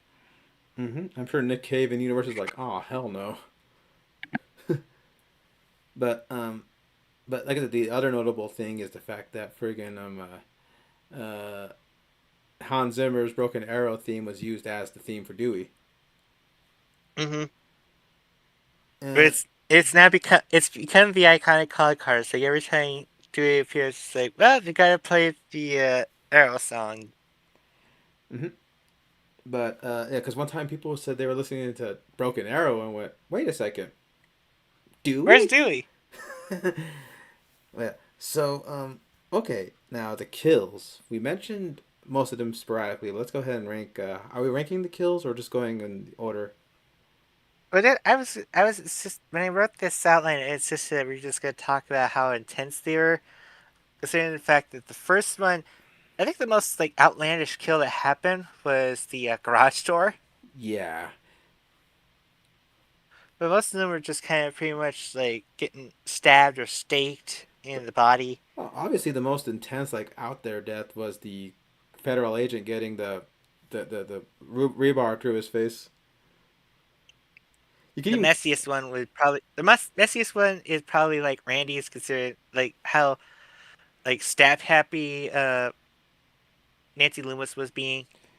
and then uh like Phil's death leaves an impression, bubbling blood out of his mouth after getting the knife through the temple, and of course, Again, especially to young me. and then Jada Pinkett just taking stab after stab. First one in the gut, multiple ones in the back, and one up the ribs. And still having enough Oof. strength to get on the stage and scream. Like Jada said, I wanted to be the most excruciating, horrific death ever. And Wes is like, okay, cool. And, Yeah. and yeah, if anything, if anyone has the most pedestrian death, it's probably Cece. Oh yeah, she gets stabbed and then just tossed overboard and just dead. Yeah, like, oh, like, what? Much more elaborate, my Like, aunt. come on, this is Buffy Summers for God's sake. See, let's kind of go a little bit more outlandish, like cut her head off or something. I'm sur- Has there been a No, decapit? you should have had her like staked in the heart. Yeah. Yeah, I was gonna ask, has there been a decapitation in the Scream franchise ever yet? Uh Oh, six. Off screen, but it happened. oh yeah, that one. That I know what you're thinking. Yeah. Yeah, the surprise. But we'll get to that when we talk about finishing the movie there. um, so, but yeah, and then of course the other deaths are just shots. Although Derek's shot looked pretty brutal. Just the Oh, right in the heart. mm-hmm. And his last little "I love you" before the light flees his eyes. I never meant to hurt you. Oh, yeah. Man. But so now here's the rules. Okay, the rules to survive in Scream 2. So what are your rules for surviving this one? You think? Don't bad talk Billy Loomis. Yeah, that'll keep you alive. Or two, do not try to go run back to fight the cure. Just fucking run away as far as you can. Especially when you're like in a intense police car abduction chase. Like, do not go back to try to unmask the guy. Like, you already lost your chance to unmask him when he initially like had his head uh concussed. Also, I think I mentioned this many times before, but that is the most nail biting scene in the whole movie for me, when Sid has. It's it's one of those scenes where you, like, no matter how many times you see it, you feel like, oh god, wait, is this where he awakens and stirs and like starts to grab and fight her? You can kind of hear his breathing under the mask too. But I was gonna say though. Again, points out to my theory that at some point when Haley was getting out, he already was come to. He was just plain dead. Oh, also, that's like two movies in 1997 that had like the most oh shit tense moments. That and the last scene in the Lost World. Mm. Okay, another rule: never take your eye off the gun. That's the rule I would throw in there. Mm-hmm. Take your role. Don't leave yourself out in the open to when you're like having a call in a park. Oh god, that one got him. Yeah. I don't know why they thought it was again that like first movie is like don't leave your party separated alone. Mm-hmm. Oh, wait. And he did reveal in Scream 3 that technically he wasn't a virgin at the time of death, so the virgin rule didn't apply to him in this one. Yeah, but that was kind of more of a retcon. Yeah, retcon. If he had did unverge himself, he probably should have known that. Well, shit, I think my number is up. All right, then. Also, let me tell you something right now. Okay, I'll save it for when we talk about the next one. All right, so the reception, this actually was a surprisingly well received sequel. Yeah, it definitely made a big box office blow. Not a gigantic one, but pretty good enough to warrant like, well, we might as well get another one. But it's funny. As with the first film, Scream 2 is a gleeful takedown of scary movie conventions that manages to poke fun at terrible horror sequels without falling victim to the same fate. I agree with that Mm-hmm. consensus. Although Gene Siskel and Janet Maslin gave the sequel positive reviews despite their negative response to Scream, with Maslin remarks, Scream 2 almost works as straight satire. It's so sharp, pardon the expression, that no pretty young things absolutely had to die. And Roger Ebert stated the film was about as good as the original, but lamented that Scream 2 is gorier than the original, and that distracts from the witty screenplay. Which, we told you, Ugh. more blood, more gore. Out London called the film superior to other horror films with poor in comparison to Scream 1, with Variety scathing of Scream before its release positively received the sequel, saying, characters ponder whether any sequel ever topped the original. Scream 2 is certainly worthy of being part of that debate. Agreed. Oh, here's one saying that some great comic and terrifying moments, but suffers from not being as original as the original. Remarking that though the film had the same elements that made Scream a success, they were no longer surprising for having been in Scream. Oh, but the biggest thing that gave everybody a thing to talk about was was killing Randy. Huh. It was pretty much to that point. It's like, well, geez, now we're gonna have to worry about every other sequel if this follows, because who knows who could die? Maybe Dewey won't actually make it out next one. Alrighty then. So, personal thoughts on this. So, as always, uh, I guess you can tell that this is among our most watched of the Scream sequels. It's definitely my most rewatched of the VHS copies that I have, considering that it's the audio isn't so borked that I have to tweak the settings so much. That's uh, I know. Actually, we never actually talked about the uncut stuff of the certain VHS copies of the first one. But yeah, I have it, but I have one of those copies, like rare Goodwill find. But unfortunately, the audio has been like burned out so much that like I had to like tweak the settings so much to even hear like a decent amount. And then the big music sting comes in. Yeah. Screen 2, it's like I think it's like one of the cleaner of the trilogy. I think 3 is pretty good too, but like we'll talk about later. 3 is kind of like the weakest of the franchise, so it wasn't as like rewatched on my radar as I feel. Well, I rewatched it the most because it was my only only copy. But But yeah, Screen 2 is definitely like one of those movies where I feel like it's a. I know the first one is like so memorable. It's like some iconic moments in it, but I feel like there's just as many iconic, memorable things in the second one. Like especially with like Rainey getting singled out and killed for like talking one too many times. The over the top stage climax. The theater kill, of course. I love that image of the ghost faces all watching with the lightning playing, and I love that they were going old school with like the prop ghost flying overhead and having a filmed in Stabovision thing. I wonder what makes it Stabovision. I think it's just the black lighting That also made me think of because like all the props were like glowing. and then the poster was amazing with the whole. But I love the tagline of the Stab poster. This is gonna This is hurt. gonna hurt.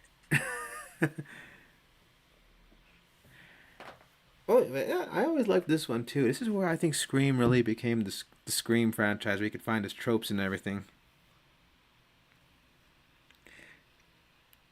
Like I'll concede that the first one is definitely a the one of the kings of like rental movies to have pizza orders, sit down and watch and have a good time. But Screen 2 is definitely feels a lot more bigger. Definitely feels like you need like a group to watch with.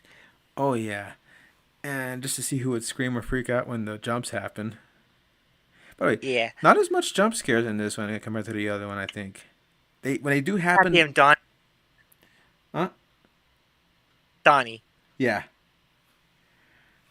But I did read that one of the trivia's in the original script said that after the movie ends and the camera pans up, originally you were supposed to see a third Ghostface killer on the college campus tower in the original script. What was that supposed to entail?